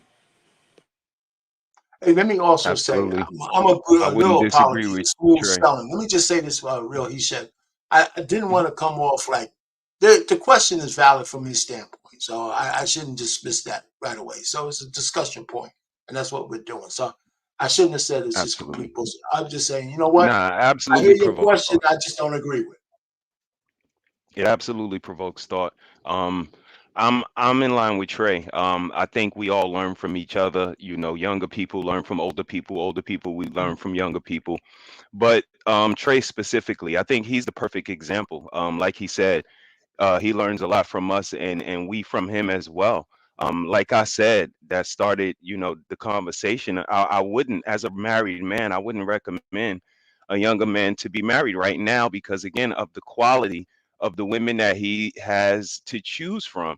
And I revert back to Trey because he's a great example of a young man nowadays. He's very well spoken and knowledgeable. He's cares about his finances and his daughter. And if I sat him down at a booth and said, "This is an eligible bachelor," convince him that you should be his wife. Like, it seems like no one thinks he deserves a legitimate explanation on why he should give you his last name. And that really opened my eyes to what we're looking at in 2023. The schematics, like he said, is just different, and I give him kudos all the time because I just think that the way he puts how he feels, the way he articulates his position is very admirable and very respectable. So kudos to you, young brother.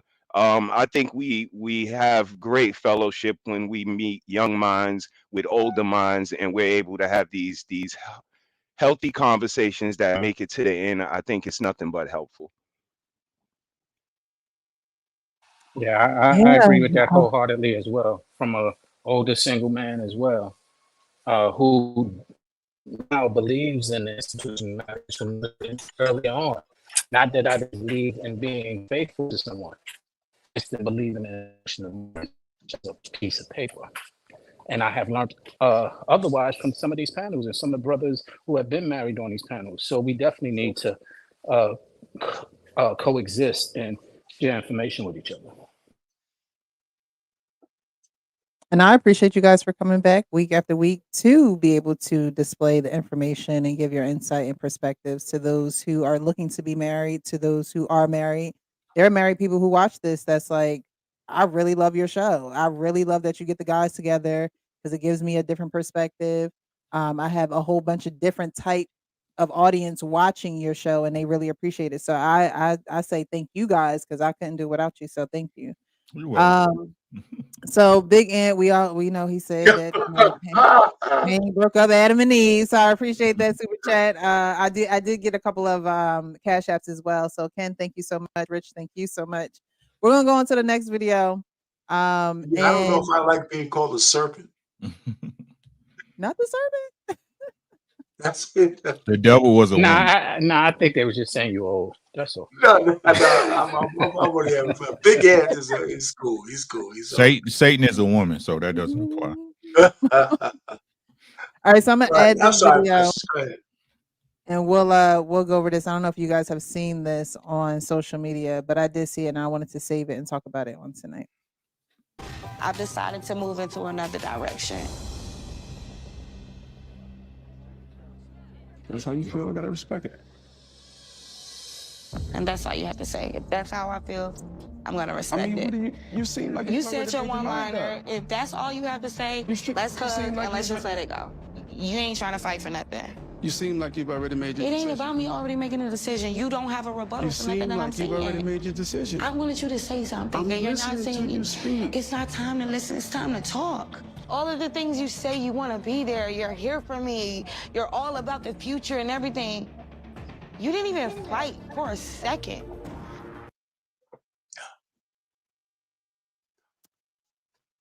So, Precious, this is my previous relationship. Oh wow. There is an incessant need amongst women under the age of 35 for some reason to put men in a position to where they need to fight for this. Now this woman just sat here and said, I'm moving on. Mm-hmm. And he did what a respectable man should do, which is respect your decision to leave. Mm-hmm. He did the right thing. I respect it. You don't want to be with me. And this is the immature manipulation that we have that goes on with women. Instead of you fighting for it, you try to manipulate me into fighting for it because it makes you feel better. If there's an incessant need to put men in a position to make them seem like, I gotta have you, fight for me, fight for me. I had my exes said to me, you didn't even try. You said you wanted to go. Go. I'm not fighting for anybody who won't fight for me. If you want to be here, be here. It's that simple. Outside of that, you want to leave, I will help you pack your shit and put it at the end of the damn driveway. Because you best believe that there's somebody younger, firmer, and tighter than you that does want to be here. So I have an issue when I see these videos because I've personally been through it. I have watched a woman ruin her family over how she felt. It's personal to me. I've watched her do it and then get frustrated and mad because the man didn't want to fight for it. You didn't want to fight for it. And that's why nobody fought for it. And that's why it's over. I respect this gentleman for doing exactly what he did because that's what I did. I respect your decision. Have a good life. It's irritating and it's manipulation at its finest. All right. Well, once a woman makes a decision, should a man fight for the relationship? Who wants to go next? No. Looks like it's going to be unanimous, but no. Fight for what? The relationship's over. Relationship's over. First and foremost, right? Never take a woman whose eyelashes is longer than her hair seriously. First and foremost, right? But don't put no ultimatums on me. You gonna fail. You gonna fail. Like I tell the fellas, hey, I'm from a certain age, right? Y'all remember the Iowa test? You got to keep that number 2 pencil sharp, baby. Keep it sharp, no eraser. When she tests you, you better pass. You let her. No, you ain't got the control. You ain't. This. That's the only control you have in this relationship is when you gonna leave. That's it. I'm taking care of everything. What you complaining about?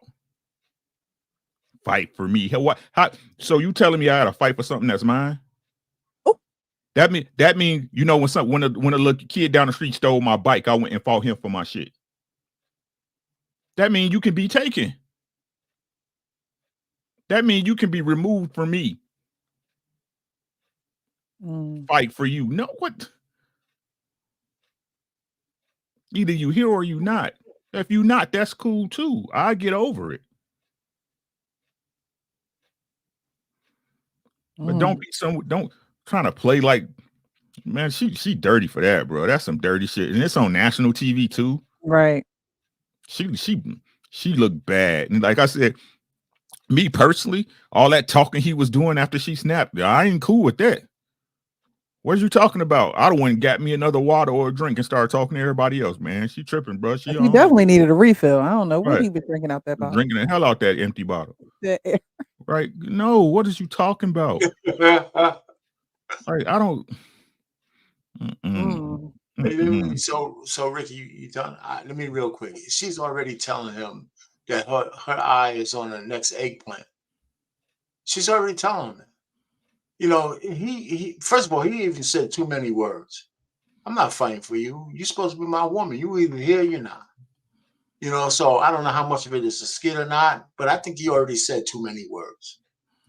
You know, and I think more men need to be able to say, listen, I'm not going to get into an argument. You give me an ultimatum. You're either here or you're gone. Matter of fact, the argument in itself is terms to break up. That's just like a woman coming to a man saying, you know what? I'm thinking that we should have an open relationship. Just the thought of her coming to me with that shit means we're over.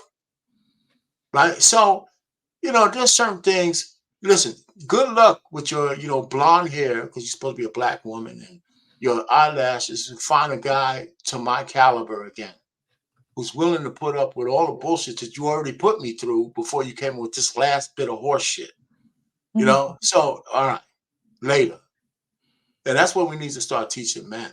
You know, we don't need to put up with this thing, because you get a guy who's willing to do anything in terms of cultivating a relationship into a marriage. There ain't that many of us, you know, that kind of man needs to be respected and revered. That's what I'm thinking.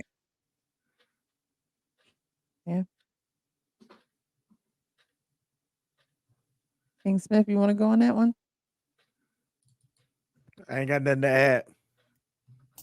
All right, Miss Pink. Yeah, I was going. It's funny you show that video, because I was definitely going to do a reaction, but never got around to doing it. But yeah, only woman I'm gonna fight for is my wife. I'm not gonna fight for no girlfriend. I mean, I'm not for what.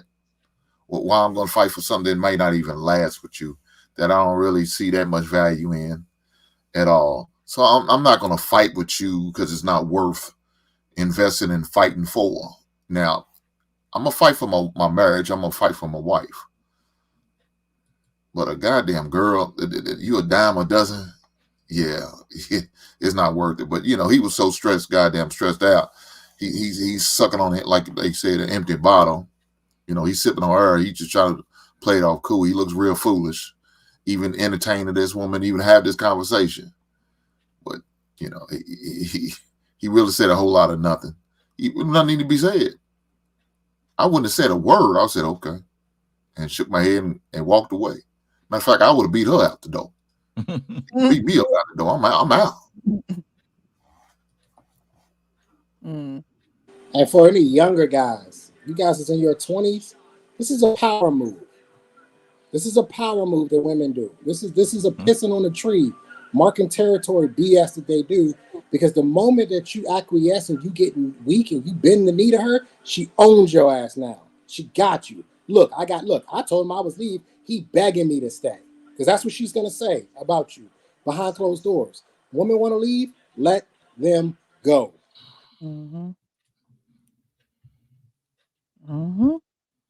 Mr. He said, did you go on this one? The fellas covered that one. I agree with the fellas wholeheartedly. All right. Well, it's unanimous. Go leave. Go ahead and leave. No, you gotta let Sean weigh in on this, though. I agree. Have any plans to resign?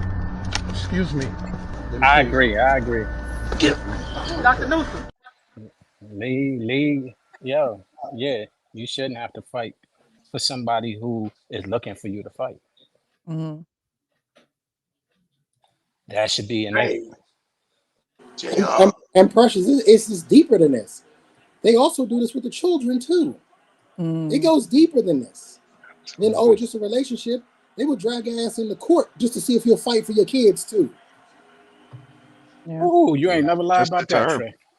Just the term fight, like it's like Trey said, it's these landmines that they plant. One step, kaboom, and like you said, if you allow them to plant one, they'll plant another, and sooner or later, you're going to rub her the wrong way. It's the same, gripe we have with simps. You can continue to acquiesce to these women and do what they say and move how they say move, but why is it that sooner or later even you guys come to terms? Like, you do everything they say. You listen to them all the time, and y'all still yelling at each other and don't. You're never gonna be able to please. So that's why stand, firm in your foundation and move accordingly. I hear that. Thank you for joining, JR. How are you this evening, sir? Is he there? Not quite sure if he's there. All right, maybe he'll join us a little later. So I have 2 more videos that I want to show now. Where we about to go is the ghetto. Okay, I'm just letting y'all know that right now we about to go to the ghetto. All right, but I wanted to play this video for Hank.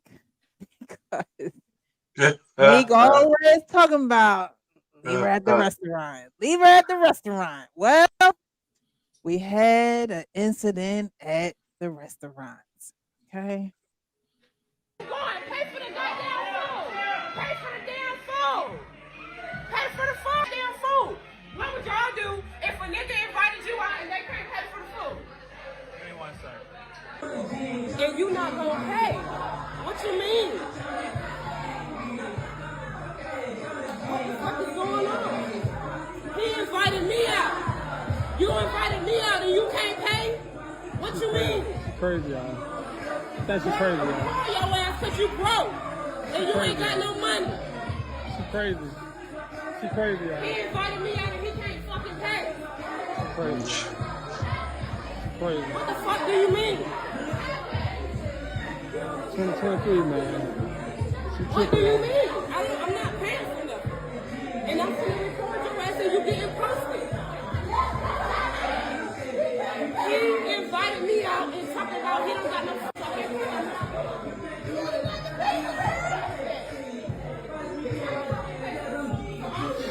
crazy, y'all. She crazy. But yeah, what? I'm finna leave, man, because she's talking crazy.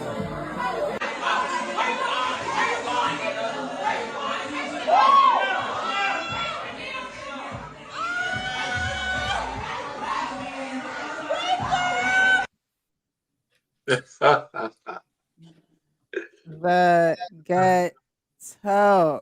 Okay. The ghetto. Oh boy. So my question is, because you know So Hank is do always we saying leave hate at the women? restaurant. Sean, are you there? Can you hear me? Testing 1 2. Sean. Okay.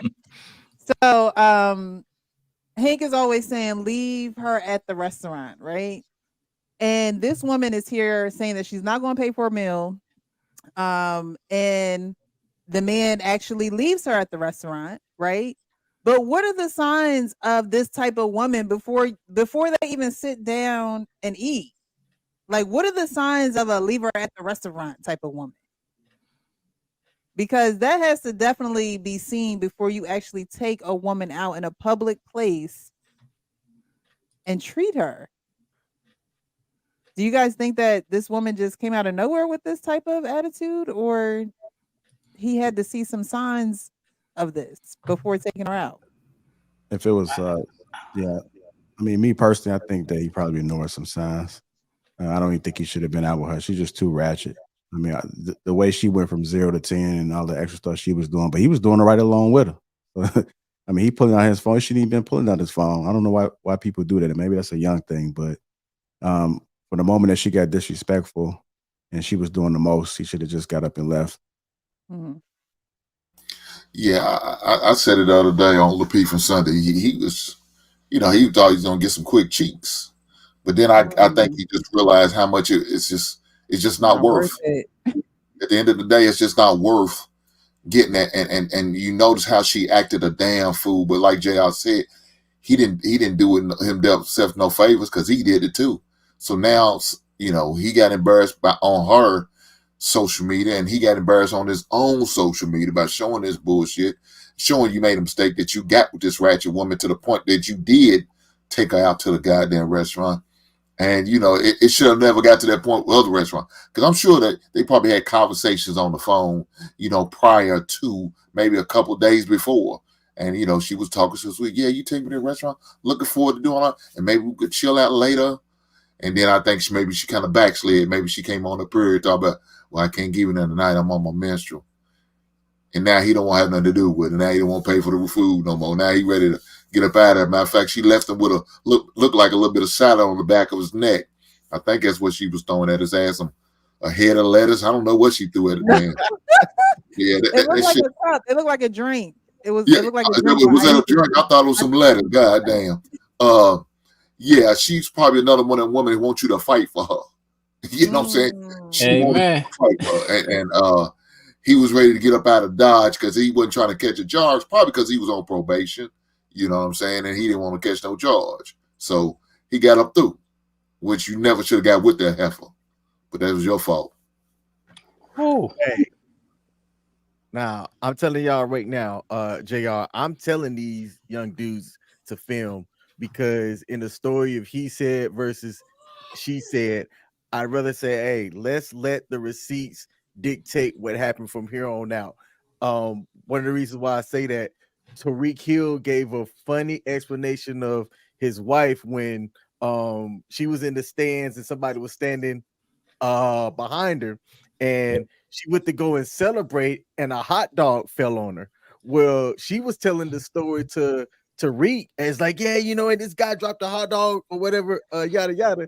He said he went back and saw the video, was like, man, that dude didn't drop that on you. You hit it out his hand, right? So I'm telling these, folks, hey, film yourself so that you got the receipts for your version of what happened in case some bullshit come back up.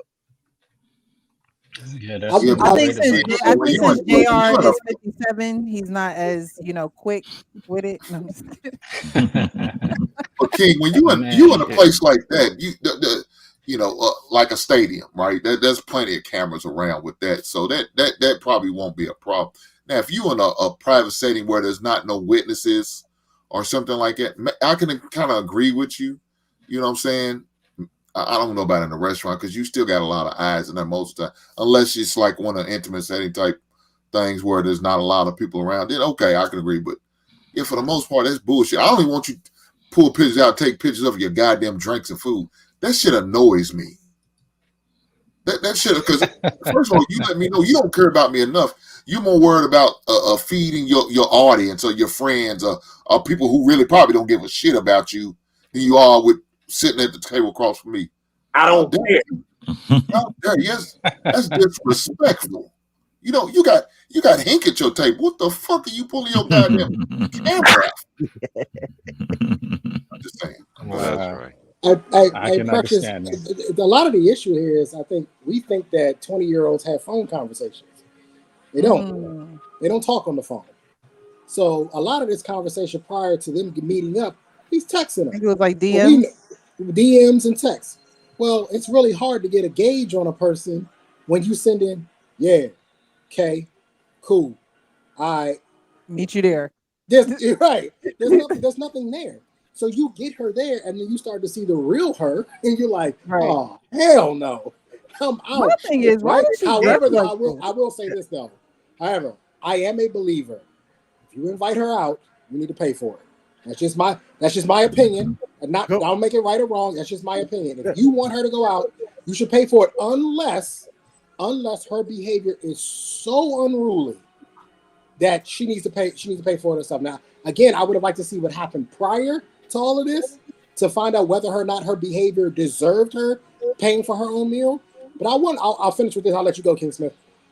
I always find it interesting that women love to call men broke and you can't even pay for your meal. Right. How If you it go was that out and big a not have no deal, money? If it was that big a deal, pay for it. And okay, he's a loser. He's a whatever. I pay for my own meal, and you move on. Whatever happened to the time? I know when I was growing up in the 90s and the early 2000s, all the women always had money. Always had some pocket change. Yep. They always had some pocket just in case something happened. So I'm guessing now those days are over. Maybe that's due to lack of fathers or male, authority in the because a man wouldn't let you go out on a date without having a little bit of pocket change. I don't know. But to me, it sounds like she was stuck in a bind. If you're not gonna pay for it, I'm in a bind, Nate. Pay for it. I'm in a bind, Nate. I'm in a bind, Nate. I need some help. So, because you notice, she tried to use that filming to sneak out. Yeah, you sneaking out too. He paid for his, but you sneaking out right behind him because you can't pay for it. To me, I refer to it as broke bitch energy. That's what she had. She has a lot of broke bitch energy. She can't pay for her own meal, which is why she's making this huge scene. She's making this big scene. She want to tell the whole restaurant. Right.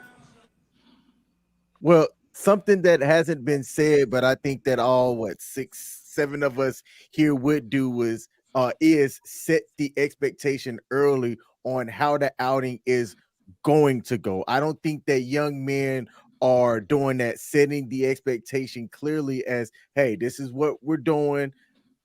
I've got this, you know what I'm saying? And then anything beyond that, we can negotiate. We can talk about. I think all 7 of us here have mastered that, but people 28 and younger, man, master getting the check and acting like you're going to the front to pay. Tell them to split it, then leave. That's what you do, sir. I mastered that. Then leave. Setting the expectations on going out, right? I had a young man tell me, well, King, man, but I don't know if she would be willing to go out with me. I'm like, okay, and if she don't, if you say what you want and she's like, I don't mess with that, look to the right. There's somebody else just as fine as her, man. Like, walk away, say, I bet, deuces. I went out on a date before and the guy's card declined and I paid for the whole meal. What? Yeah, if I could chime in, you got to be prepared. I would say, did he get a second date? No, he didn't. No, he didn't. What was we gonna do? Like, yeah, Trey came up with something. Trey came up with something. I think for the modern era, I think that you need to establish it before you go out. Now I'm an old school. I pay for all the dates. I still do. My wife doesn't reach in her pocket. But the point is that I think in today's market, I don't think a man should pay for any dates. But these women out there, I think the first encounter should just be getting to know each other. That's it. And it should be no obligation on you and no obligation on me. And that's it. Because I don't need to have expectations of sex. And you don't should have no expectation that I'm paying. However, this guy is 100% wrong in this situation. Because clearly he didn't communicate to her. And I looked at the restaurant. What the hell was that meal? Like $25? That shit was a ratchet. I mean, that wasn't like some high-end restaurant. You know, so you take this chick out, she might be ratchet or red. She might be ratchet. You find out you ain't getting no legs that night. And so you're gonna let her make a scene. And I heard him mumbling. Listen, man, you gotta be able to take it. I mean, how much he's gonna either he didn't have no money and he took her out under false pretenses. And that could be the case. Or just pay the 25. Oh, I mean, I'm just saying, like, the way she was dressed, don't even. I'm sure he probably was like, Is that a thermal? It's a turtleneck. McDonald's? What the hell is that? McRib? Or what the hell is this? Crazy, y'all. it's one of We those ain't talking about places some that I think high-end spot. no, like it's one of those places that turn to a club after hours or something. It's probably seven tables out the way. Look like she just $50 came an from hour? hooping or something. Shit. For real. She like she just came from the pyramid. I want to be on the board. I want to be on the dude's side, but in this case, well, look at all the agita that he caused because he didn't want to pay for this chick. Like his whole life depended on whether he put $1 down for her. I think He caused, Okay, go ahead, Joe. her reaction. I'm just saying. look, I think Trey hit it on the money. I don't think they had conversations. I think he probably walked into something where he was surprised. Surprised about what? That this ratchet chick. No, what I'm saying is that the younger generation, they don't have conversations. I can Yeah, I believe agree with they that. don't. So like whatever he was seeing, maybe he couldn't foresee it. But like I'm with you. Like back in the day, not every woman even made it to a date. You know, I was taking them to somebody's basement. We was on the lakefront. Not every woman was able to get a date. Like you had to be quality. You know, like you had to be able to wear your hair a certain type of way. If you had some loud ass hair, I wasn't taking you out. I wasn't gonna spend my money. We'll go for some drinks, so I'll go get a bottle. You know, we ride around. But not every woman made it to get a date, and I don't think too many of the younger generation do that. They're not vetting properly. Like I knew who was date worthy and who wasn't. I've never had a bad date because if you made it to a date, then obviously I wanted you to be in this element. Yeah, and to everybody's point, even if she was being ratchet, the cost for not vetting well should have been the cost of that meal. That's it. You know, just Everything has a cost. chuck it up. Yeah, chuck it up to I should have vetted you a lot better. Have a good life and keep it moving. Yeah. I mean, that's what I had to do. Absolutely. I agree with everything the fellas said. I would give the younger fellas a suggestion of what to look for pre-offended. You know, a young lady that's, ready to be offended about any and everything. I think that's one of those red flags that he could have seen, because she looks like she was ready to go from, 0 to 10 in a minute. So just that pre-offense, ready to pop off, very offended, very, triggered by the slightest thing is definitely an indication to look out for. Absolutely, I would agree with that. I was sitting there with my granddaughter over the week, and I had to point out to her. I said, "Yo, you are complaining and being negative about everything. Like, oh man, look at this." And she's only 13. To her, and defense of her. But the point is that she didn't even recognize how influential social media and the times were having on her perspective and her position on how she approached life. Everything was attitude, and she reminded me a lot of myself because the environment is what really dictates who you become. And I remember coming out here, I might have told you a story, and I was walking down Hollywood Boulevard and somebody said hi to me and I threw up my hands ready to fight. And my brother looked at me like, yo, they just said hi. I was like, so they don't know me. But it was due to I was around the wrong environment.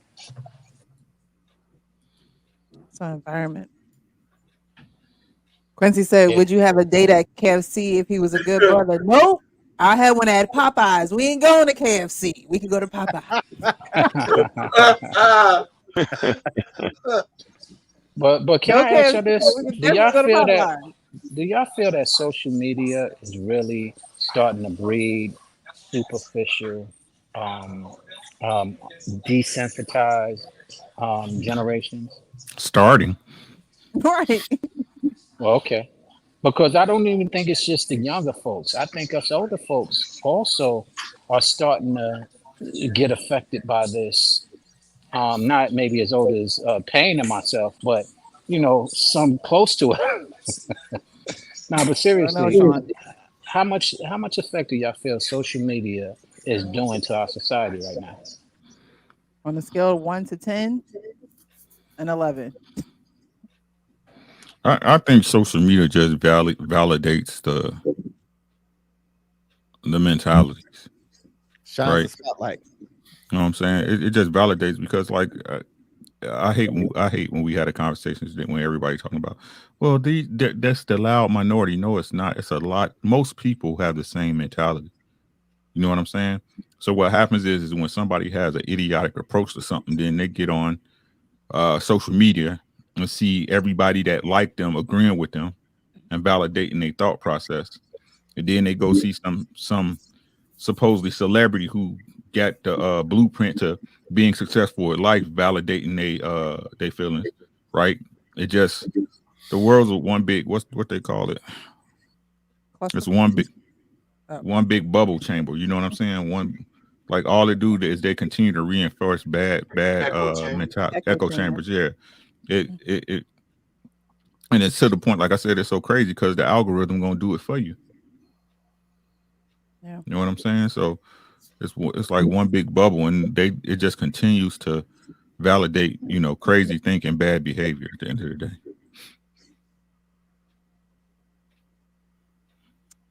Did everybody go on this one?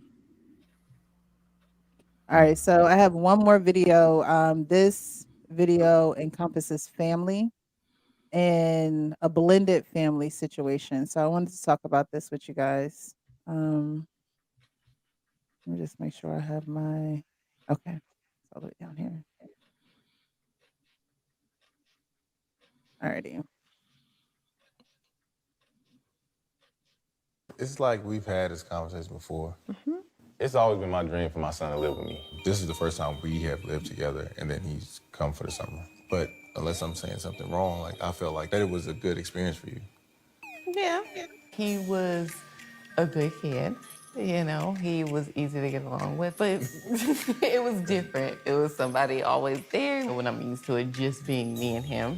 If you weren't dating her, would he live with you now? He probably would be with me more.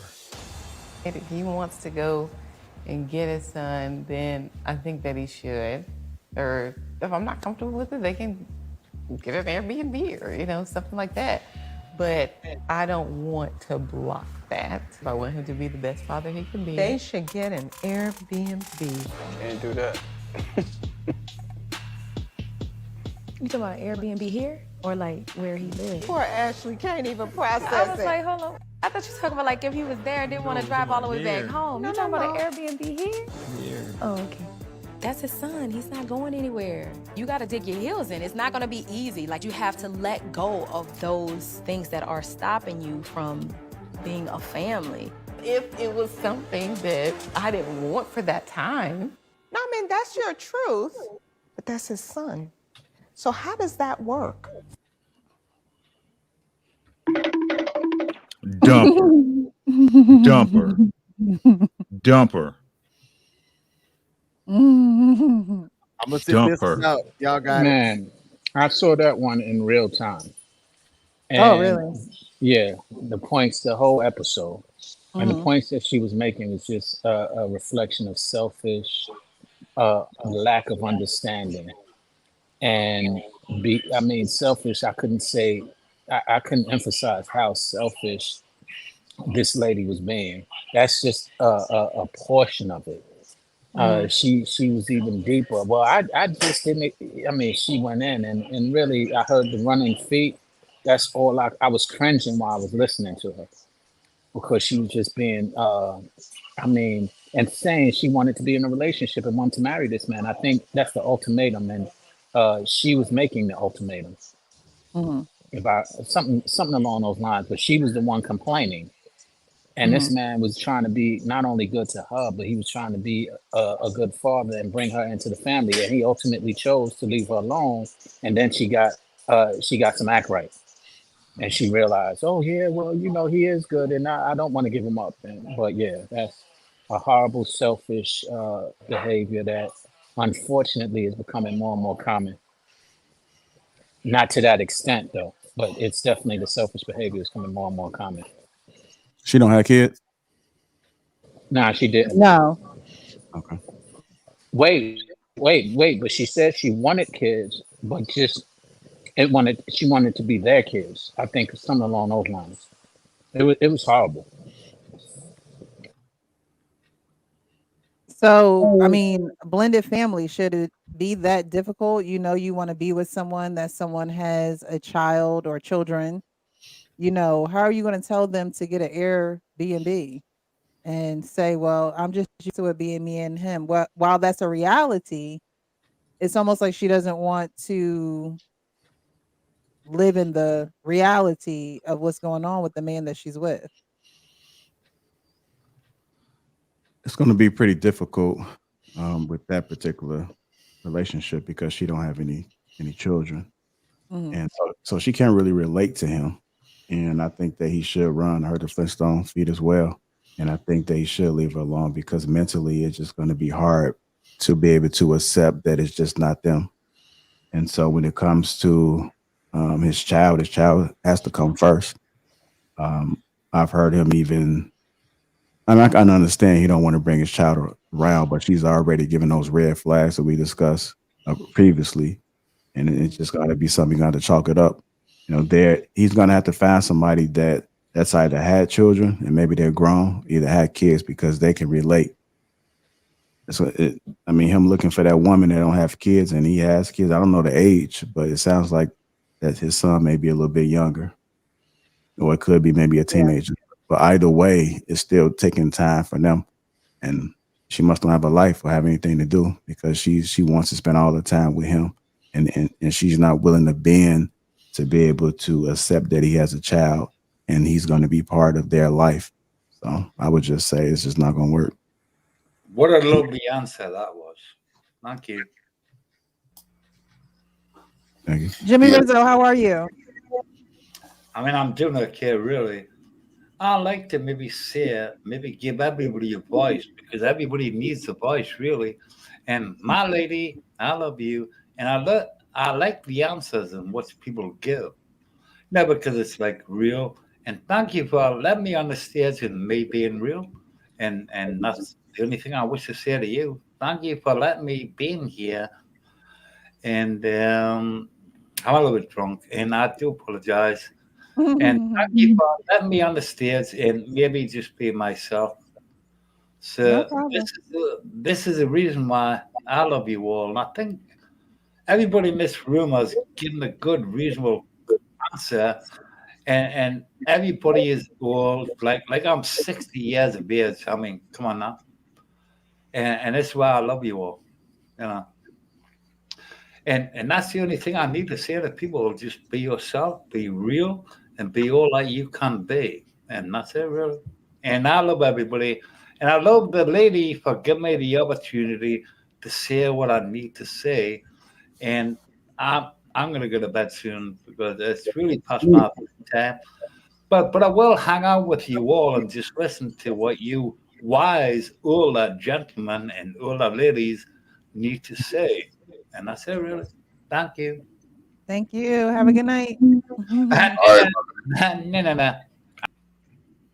No. All right. Hey, let me just go. Alrighty. You got something to say? Let me just go real quick on this guy. Like he just dropped off? Yeah, he just dropped off. You know, I'm glad he didn't go too crazy. I love him too. But let me just throw this out. I thought he said he should stick around. The lady. I think he got a little help. I think Precious helped him out. Do you have a link? Do you have a link to that whole video? Precious somewhere?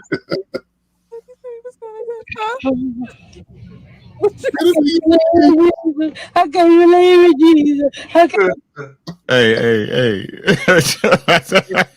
Okay, man. You just gotta give her "I love you" back. wrong. You know. I thought he said he was going to bed. So, you know, he said he was going to stick around and listen. So I figured, you know. No. I'm I sorry. think the best thing happened. Hey, listen. Okay. Do we have a link to that whole video A link in to the your whole video. description? It's a show. It's a show that they came okay. So do we have a link to that so we can see more of it? Hello. No, not here. You don't have to worry about it now. But is there a link, or you know, what's the show's name? I don't know. Well, spoilers alert. Spoilers alert. She did wind up coming back, and after she went to therapy and realized that she forget was about the being very spoiler. selfish. I like to see that. Sean ain't shit, is he? Sean ain't No, shit. no, my whole thing He is ain't, that he ain't shit. He asked for the link. He gave a spoiler. Yeah, I know. You know what, I'm man? gonna tell you the ending of the movie, regardless you want to hear it or not. I appreciate that, Sean. Okay, but I would like to see more of the dynamic, because even if she came back, that doesn't mean that he should accept it. Because I just think that that's a flex with the son. She's probably got all kinds of other things she's gonna put in the way. So the son is just one thing, right? So she's with this dude. She knows he has a son before they got together. And just the notion in her head that she's going to tell him, listen, man, you know what? You could have your son, but he don't need to be around me. Put him in y'all go to an Airbnb. I mean, come on. You know, so that's okay. So we get that corrected. How much other traumas does she have that's going to reveal themselves? Now, I heard they're not married. But when he opens that damn gate and lets her walk through the islands of matrimony, he's going to get every stinking thing he deserves. Because she's, you know, I'm telling men, listen, you're going to marry a woman, she's got to deserve it. Because let me tell you, you're not partners, and you're going to put much more into the relationship than, I shouldn't say that definitively, but a woman will be hard pressed to put more into a relationship than you would for her. Because your obligation is greater than hers. It's as simple as that. I'll just leave it there. We can discuss that on a different show. Yeah, it just, to me, it didn't seem like, you know, if he said his goal was to have his son. And so if that's what your plan is, if that's what you want to do, especially a woman you're not married to, that shouldn't even stop you. It just seemed like he wasn't standing his ground enough, and didn't look at her crazy like she had 5 heads when she said something about an Airbnb. Like he just seemed very passive about The it. fact that she could even put those words together is enough. Right. That's what I'm thinking. I mean, but Well, this is a reoccurring theme. Oh, I'm sorry. Go ahead. No, go ahead, Mrs. CJ. You started first, so I did. Go ahead, bro. I'll be real quick, man. I just think it's a reoccurring theme, just to control. Like I said, you know, Prush, they just plant these landmines, and this is no different. You know, to be able to even think that you have the right audacity, you know, or control to tell somebody what they do with their seed. It's preposterous. So, you know, I just think it's very insensitive, but I think it's just one of the landmines that they plant in the battlefield that is love. Love is a battlefield. Think you want to go? Because I do want to read this little excerpt. It's kind of the same thing, but I want to get you guys' opinion on it. It's almost the same thing, actually. Go ahead, Hank. No, what I was gonna say, man, it's bad. There's no way I would have got back with her, because she's gonna go to her default mode. She really don't care about that boy's son there. He's a distraction, and you should have known this early on in the relationship when we was talking about kids and letting them know, I already have a son. How do you feel about that? You know what I'm saying? How you feel about possibly being a stepmother if we was to get married. And again, he probably just ignored that red flag and accepted. You know why? Maybe she gives good loving. I don't know why he ignored it. He shouldn't have. Yeah, he's making a bad investment. And I don't and with spoiler alert with Sean talk about she came back after. I don't care if she came back or not. There's nothing to come back to. Because you totally disrespectful to my son. To the mere fact that you even recommended us getting an Airbnb, that's totally disrespectful. Matter of fact, you should have been opening up that house so much, overcompensating the situation to the fact you was willing on giving up your bed for that child to have somewhere to sleep if they didn't have a place to lay their head. That's how much you should have been willing to sacrifice. But no, that's just the opposite. She like, ugh, why is he here? Right. Okay, look, when he's here, y'all can't come over. You know, he needs, y'all need to go get an Airbnb and rent a place for the weekend. What type of shit? Crazy. That's totally disrespectful for that man and his son, man. None at all. And talking about you want more knowledge, to hell with that. She wants you to have your son less. She's mad that you get them twice a month, maybe every other weekend. She's mad about that.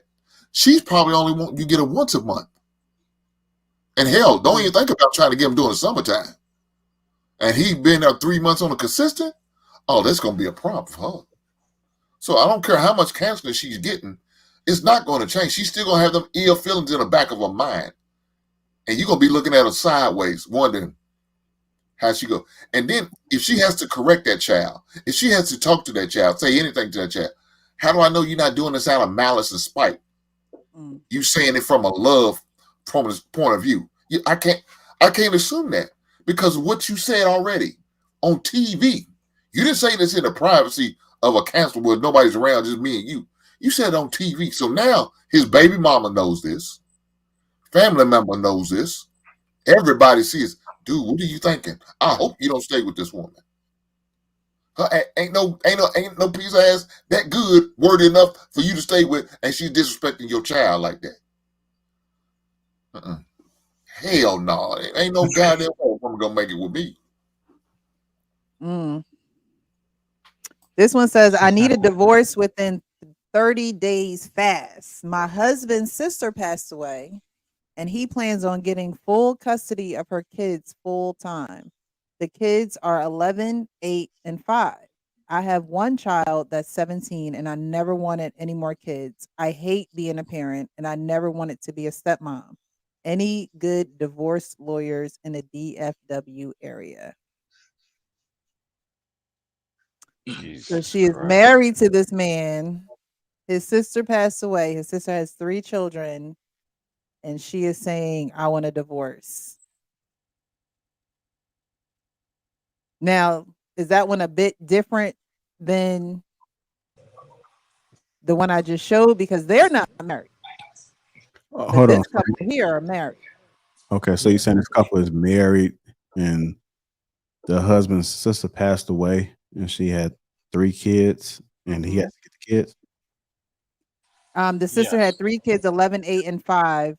She has one child that's 17, so older child. He doesn't have it seems like they don't have any kids together. And she says, I never wanted any more kids. I hate being a parent, and I never wanted to be a stepmom. Any good divorce stories in the DFW area? Wow, man, she's trifling. She's trifling. I mean, that's something that you can't control. I think a lot of people don't really understand family. You know, I don't think they understand the importance of family and how sometimes we have to step up.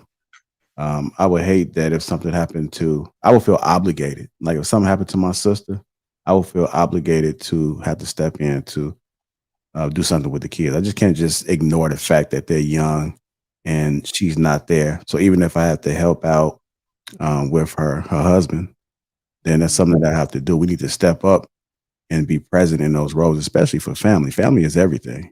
And I don't think that we understand our duty when it comes to individuals in a family. But even when you are married, you adopt into that family. And so you have to kind of look at them. You don't have to get along, but if they have a good relationship, then you should be understanding. It's going to be difficult. It is something difficult. I mean, it's difficult if somebody lost a limb. It's not nothing that you anticipate, but you have to understand what comes with marriage and combining families together. So that's just something trifling for her to say, to even put out there. I don't know where did you get this from? Is this a true story or is this something that's hypothetical? It's a post that I saw, anonymous member, Okay. DFW girl plug, it says, but Yeah. yeah. Yeah. I mean, I couldn't imagine. That's another selfish person that doesn't value the importance of marriage and family. So I just, it's unfortunate, man. You know, hopefully you got a prenup, right? Yeah, I agree with JR. Is it different? Absolutely, it's different. But the whole dynamics of the selfishness and the inconsideration is still present. Is the difference is, of course, because the presence is the person's child versus the children of his deceased, but it doesn't negate or it doesn't dismiss that it's still selfish and inconsiderate to your love, to your husband in this case. The other one was planning to get married and they had been in a relationship for a while, but it's still rooted in selfishness and consideration, and that's just something that's prevalent again in this day and age that I'm starting to feel a little concerned that is bleeding into parts of the society that it's just we're about to drown in it if we don't do something about it. Mm. That girl on the first one, I can at least respect the fact that she came out before they got married. So like at least he's aware and he's not about to get tied into something and then it just be this whole long drawn out thing. So she's already which she can. She's entitled to feel the way she feels. It's just unfortunate that they've been dating and that came out, but Mm. better then than later, right? Yeah. Yeah, I mean, but in fairness, not being insensitive, but the other girl as well was very honest about her position of not liking being a mother. The child is about to be 17, getting ready to leave the house, and then you got three children that you have no growing and no bearings of raising coming into your household when you're already feeling that way. Um, it's a fair place to be. I don't think it's a considerate or a considerate place, but she was being very honest and open about it, and I think she needs those divorce lawyers if that's what she's standing on. Because to your point, Jr., she really is not honoring the vows that she took and being considerate to her husband. Something to keep in mind too is that it's not saying that the kids have to be that this has to be a forever thing. You know, I mean, even if you're trying to sort some things out, maybe they could temporarily stay there until you figure it out. It could be something that's long term. You know, maybe somebody else in the family wants to step up, but if it's a passing like that, then that's where that consideration will come in. It's like you already talking about divorce lawyers. It's not even a guarantee that them children going to even be there. So it just shows she's showing her true colors. And I'm not disagreeing with you, Sean, and what you're saying, but it's just one of those things. Like, damn, like I never imagined me being in this situation where this woman would say something like that, or maybe he did see some signs and he ignored it. Which takes us back to we have to vet properly. But I don't think me myself, I know that our bodies are not going to last forever. So I would be prepared to be in it for the long run, no matter what. But I don't think everybody has that. I don't think people actually are realistic about the possibilities of things that can happen. And so if you don't discuss those things or either ask the right questions or ask enough questions, then you can't really decide if that's that person. Yeah. Well, the fact that she said talking about how selfish she was, talking about, you know, you can't stand kids. I wish you Right. could being a parent. Yeah, That's what I was you gonna should have say. talked about that before you lay down and got that dick. Mm. You know, you don't want that, so you get pregnant and have a child. But now I don't know if they got a kid together, or he's coming in without kids and maybe looking to have kids. He's married to a woman who don't even want to have kids and won't even bless him with his own kid, but he's was willing to accept your child. your child. I don't know how old was when they got married, but he was willing to accept your child. But the man say, "Hey, baby, I would like to have a kid of my own between us," and you won't accept that. You're not willing to do it. Okay, fine. It's obviously accepted because he's still with her. But now it's in a situation where he needs to, take in his nieces and nephews for whatever reason, and like Jay said, it could be a temporary situation, maybe until the father could get himself on his feet and maybe take custody of them kids back. Who knows? But she's not even willing to do that to the point where she's ready to ruin her marriage over this bullshit. It's not like it's a permanent thing, as far as we know now. Nope. It could be a permanent thing. We don't know. But as far as what we know, the details we got, it's not a permanent thing. It may not be a permanent thing, but you're willing to make a permanent decision and get divorced over this bullshit. Yeah, you wasn't in it for the long haul anyway. You was just in it for the good time. Everything's good, you with it. As soon as it get rough, yeah, you ready to get up through. Yeah, these heifers are crazy, man. Somebody said it earlier. I think we. I can't believe it, Jesus. I can't believe it, Jesus. I think we don't need to read anything into this thing. I mean, let's just take it for face value. If the 17-year-old is not his, she already told him she didn't want no kids, and he accepted that. That's number one. If we're going to read stuff into it, I can't imagine her son, who's 17, how much lack of love he got from her because she didn't want no kids in the first place. And we have to assume that if there was a husband involved with his sister dying, he wouldn't have to take those kids in the first place. So we got to assume she was a baby mama with 3 kids, right? So if I'm assuming anything, that's why he even brought it up. I'd say he got to let her go. It's either he got to let her go, and I don't know how much he's losing, since if that kid is not his, a 17-year-old, he's just losing a relationship with this woman who doesn't agree with, for better or for worse.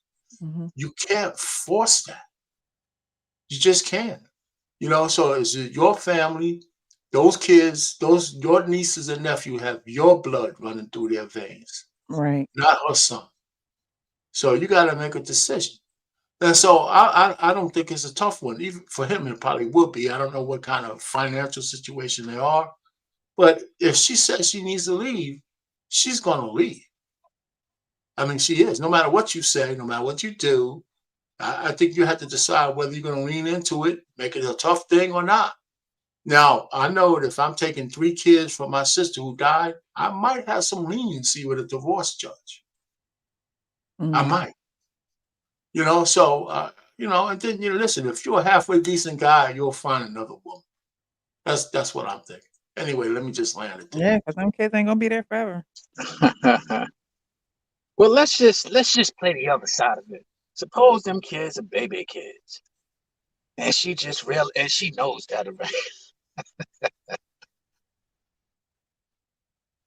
Well, I mean, it's still for better or for worse, though, because I mean, it's not like he cheated on this woman and got these kids. His sister passed away, and me being someone who was in the foster care and adoption system, you think like, well, shit, what happened to my family? Where everybody at? Why can they, why can't they chip in? Why can't they help? Why do we have to, be with strangers? So, if you have someone that's saying, I hate being a mom, then yeah, she gonna have to go, because that means you're gonna bring your malice to my children, now his children, but his family, in essence. That's his family. And so, it sucks that she couldn't put her own. This is where the sacrifices come in when you're married, because this is his family and you married him and he's an extension of his family. So if the sister, passes away, they have 3 kids, and he's saying, no, I'm not going to let my family go into the system. I'm not going to have nobody else raise them. They're going to be in my house. If you have someone that is against that, they have to go, because they've already made a decision that they don't want to be there.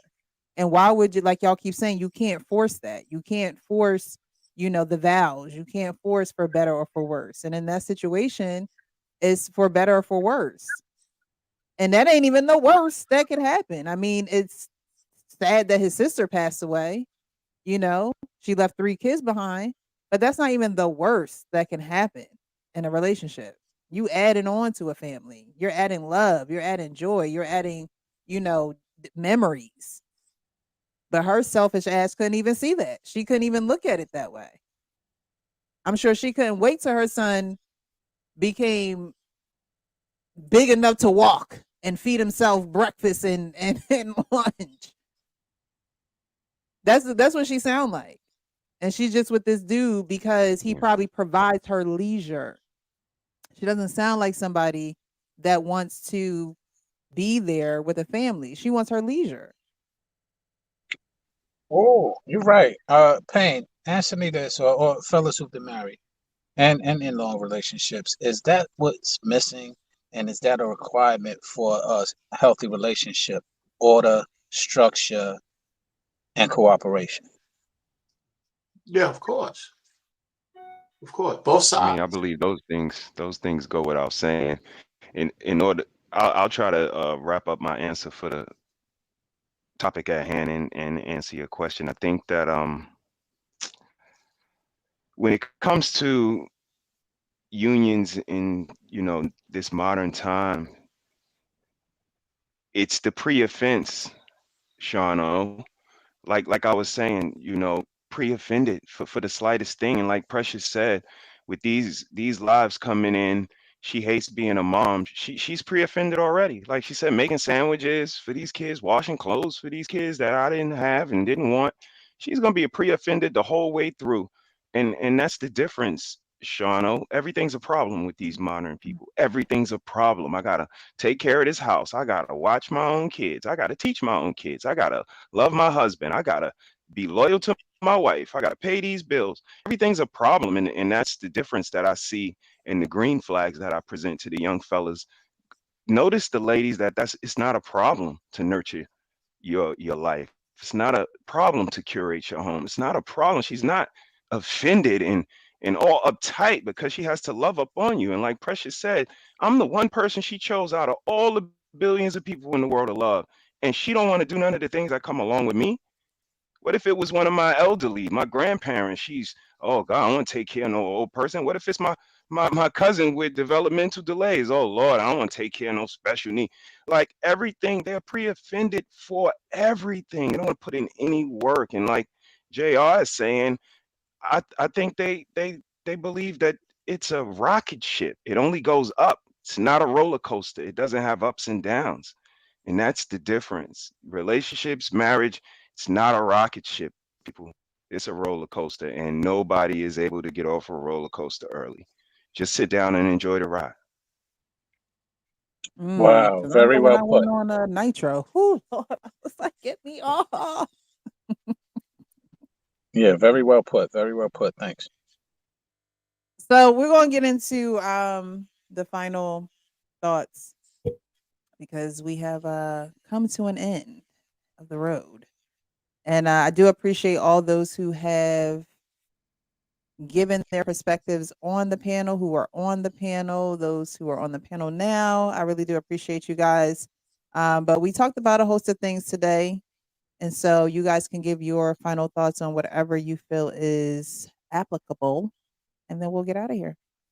So we'll start with Hank, and then we'll make our way over, up, and then we'll stop at actual King Smith.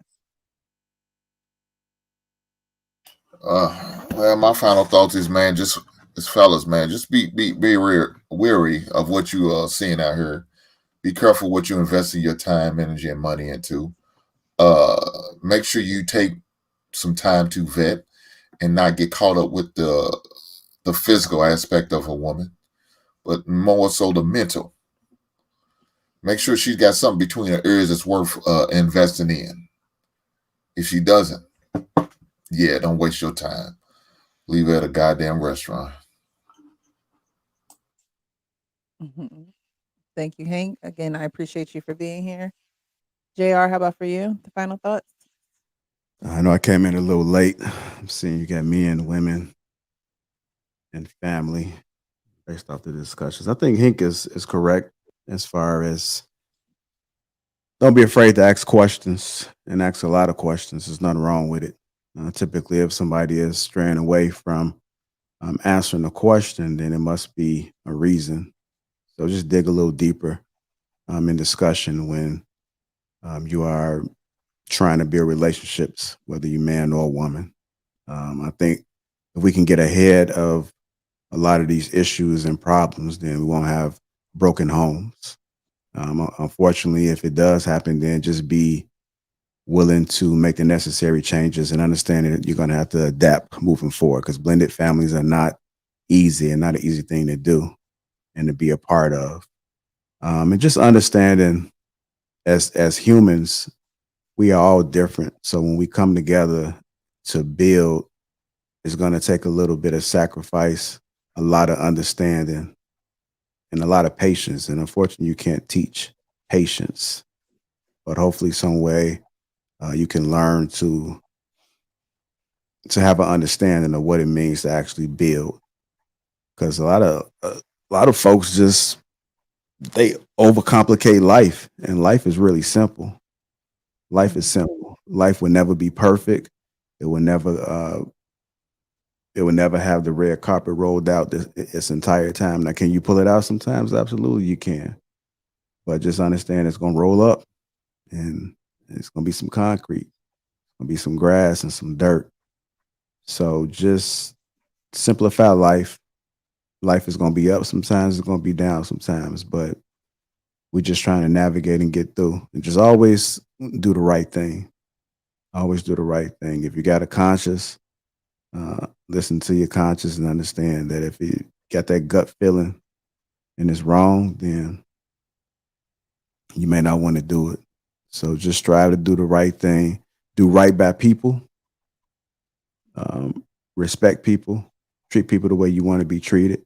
And even if they're not treating you, just be above the BS. Somebody got to be the bigger person in a lot of these situations. If you match an energy, then you part of the problem because everybody can't think the same. So if they're not willing to take in the information and data and be able to understand what's going on in that moment, then if you understand and you see it, then just be the bigger person.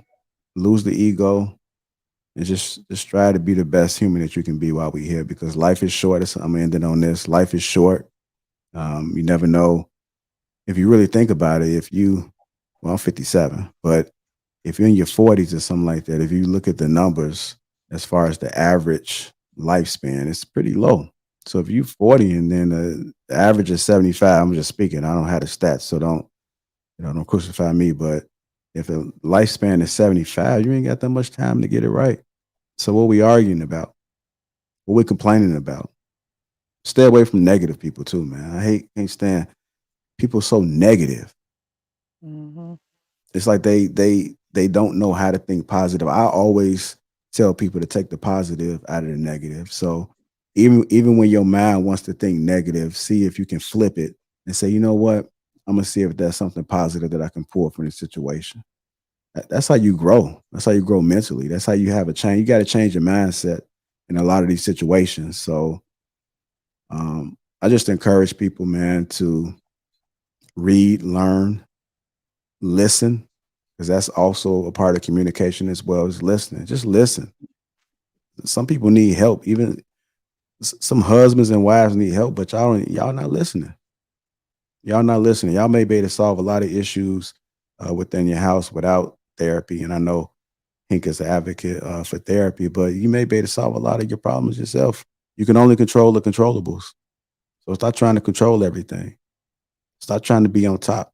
Work together, especially when you got something good. And I'm gonna land it there. Thank you so much. I appreciate you for being here. Sean, it is your turn. Your final thoughts, sir. Yeah, my final thoughts. There was a lot said tonight, and I really appreciate the insight. One of the takeaways that I got was that we said that women aren't really um, wife material. Somebody mentioned that, but I would say that we need to take the time to vet one another. We need to take the time.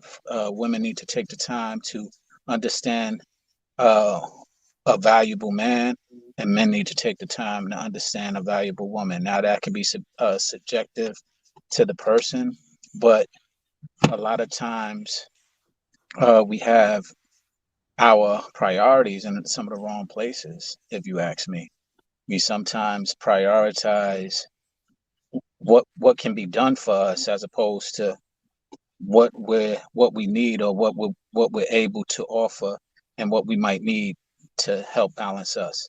I believe I said it before, I've heard it, and I'm gonna echo it. The woman is not the prize. And I'll say this: the man is not the prize. The prize is a successful relationship. And I think that successful relationships is something that is waning right now. And I hope that we could come together and really uh, have it be readdressed and have it be redefined. I personally am a person who is a single man above 50 who's never been married, but I'm a sucker for love, nigga, too, as Hank might might attest to. But I'm not a sucker, love. So I do believe and want romance, want honesty, want genuineness, want there to be relationships, and more importantly, want there to be a family structure that I feel is being depleted every day. And this generation, social media, etc., is not helping it any. But I think we need to help, and these discussions help with that. And I thank you for helping it. And before I leave, Hank, much respect. I'm going to get my colonoscopy on Wednesday. So thank you, sir, for your reiterating it. I'm preparing for it tomorrow, so I guess it'll be a lot of possible bathroom runs, but nonetheless, I'm looking forward to it, and we'll see how it all turns out. I'll let you know next week where we at. All right, y'all, fellas. Health is wealth. Precious, thanks for having me, fellas. Always a pleasure, and I'll talk with you all again soon. Thank you, Sean. I appreciate you for being here. Thank you so much. Mr. He said, your final thoughts, sir? Always a pleasure. Always a pleasure. Thank you for having me, Presh. I appreciate you for creating this space for us to come and chop it up. And fellas, I appreciate y'all. Shauno, JR, Hank, King, Mr. Payne. I appreciate y'all, man. I can't stress that enough. I learn a lot when I come here. I share a lot when I come here, and I appreciate y'all for allowing me to do that. Hank, I got a second Shauno's sentiment. I had a checkup last week, dentist last week, and I got a schedule for full colonoscopy, full blood panel workup, everything in about maybe 2 weeks or so. I'm just waiting to hear back from, Mercy Hospital. So shout out to you for pushing that narrative, and, being 49 years old, about to turn 50. I definitely take it to heart. And young fellas, stay on top of that. Older fellas, stay on top of it even more. Again, Precious, thank you for having me, and I appreciate y'all, man. Always a pleasure. Right on, big brother. Right on, right on. Did you say Mercy Hospital? Yeah, we in Baltimore. Oh, Baltimore. I thought okay, it's the Mercy Hospital in Chicago. All right. Baltimore. Oh, We New yeah. Yorkers, but we live in Baltimore. But we New Yorkers though, Brooklyn. I know. But we here and though. before Giving back. Payne goes, I just want anybody who's in the garden to beware of Mr. Payne. Yeah. Go ahead. Jesus Christ. Mr. Payne, R. Payne, your final thoughts, sir? Yeah, thanks for having me up again. Hank, I've been through a full blood screening in the last urinalysis, blood analysis the last month and a half.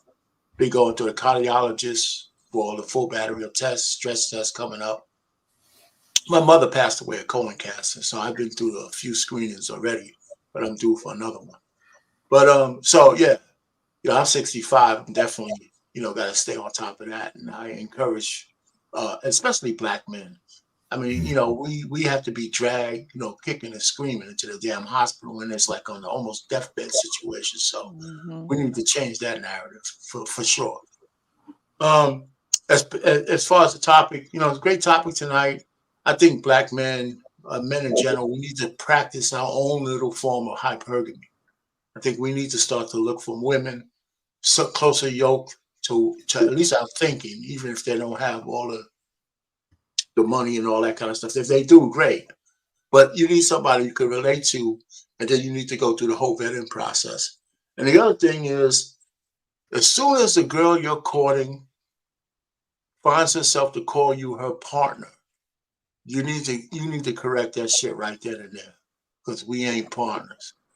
If we're gonna get married, you're gonna be my wife. And a guy told me on a previous panel, partner is an action verb and a wife is a noun.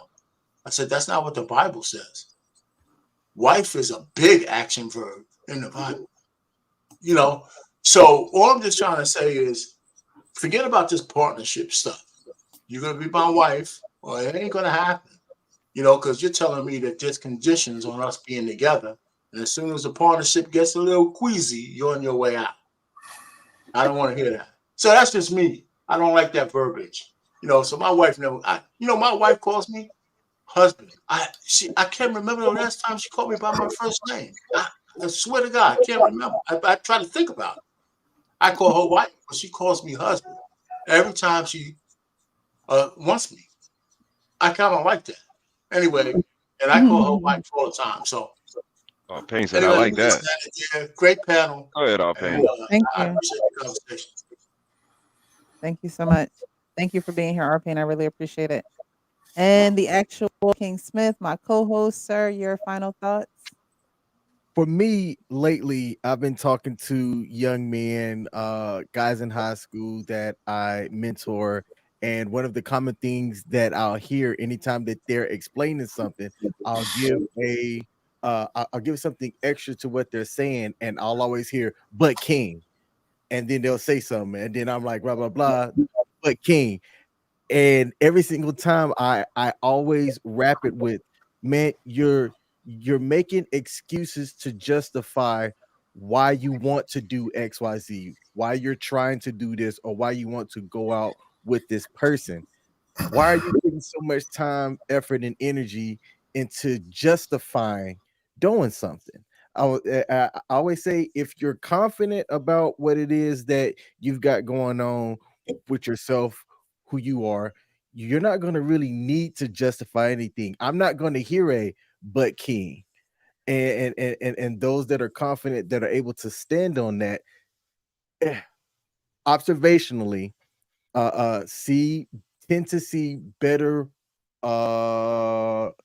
results than those that don't. So my takeaway for today's thing is, be confident about who you are and what you want, and be able to stand on it. Off. I'm sorry. I apologize. I did not. Hey, you just gave me the wrap it up button. Yeah, Ali, I might have been the shortest one talking. That's it. Let me mute myself. Hold on. I'm so sorry. That was pure accidental. It was not. I was getting my banner right. I'm sorry. That was not. Negro land that plane. Reaction to that shit. No, that was Negro land that plane. I said he was rocking earlier. She said, "Oh, wait till we get to the end." No. No. I appreciate you for having me on. I appreciate you guys. Thank you guys so much. Hey, I Precious, believe just one more thing though, real quick. Yes. I lost 90 pounds in the last 12 months. Bravo. Nice. Congratulations. Wow, Got a congratulations. long way to go. Congrats, Payne. Been working at it. Payne. Good stuff, big brother. Good Congratulations. stuff. And keep working hard on that weight loss journey. Do you have a specific goal you're trying to get to? Yeah, I'm just trying to get down to fat. You know, if I can get to fat, man, I'm doing good, man. That's what I'm looking for. I just want to get down to being fat. Yeah, our Payne trying to get high school skinny. I see what's going on here. Right. Well, guys, I really do appreciate you. I appreciate the chat. You guys were phenomenal this evening. I appreciate the super chats, as well as the cash apps that I got. Stanley, thank you so much for sending your cash app just now. I just got it. So I appreciate you. You guys know what I say at the end of each and every show. Again, I appreciate everyone who was here. Ricky, Trey. I think this was Trey's first time coming up. Ricky's been here before, definitely. But I appreciate you guys just, spending your time because you don't have to be here and just giving insight and your perspectives and as well as seeds and gems for the younger generation. Hank, every show he talks about men's health, and now this show you have so many men saying, hey, look, Hank, because you say this, I've gotten these tests, or I'm going to get this, or I'm going to get that. And health has become something that's priority. And those things are important. So I always say, don't get weary in doing the right thing, right? So you can say that all the time. And somebody might get sick of you for saying that every single show. But I don't, because you never know who's watching and you never know who you're going to be able to, flip that switch for and that one time that you do say those things and give that information. So I appreciate all the value that you guys bring to my show. I really do. And you guys definitely keep it real with yourself. So y'all definitely can keep it real with others. And so that's what I always say as I end the show. Keep it real with yourself so you can keep it real with others. You guys have a great evening. Bye bye.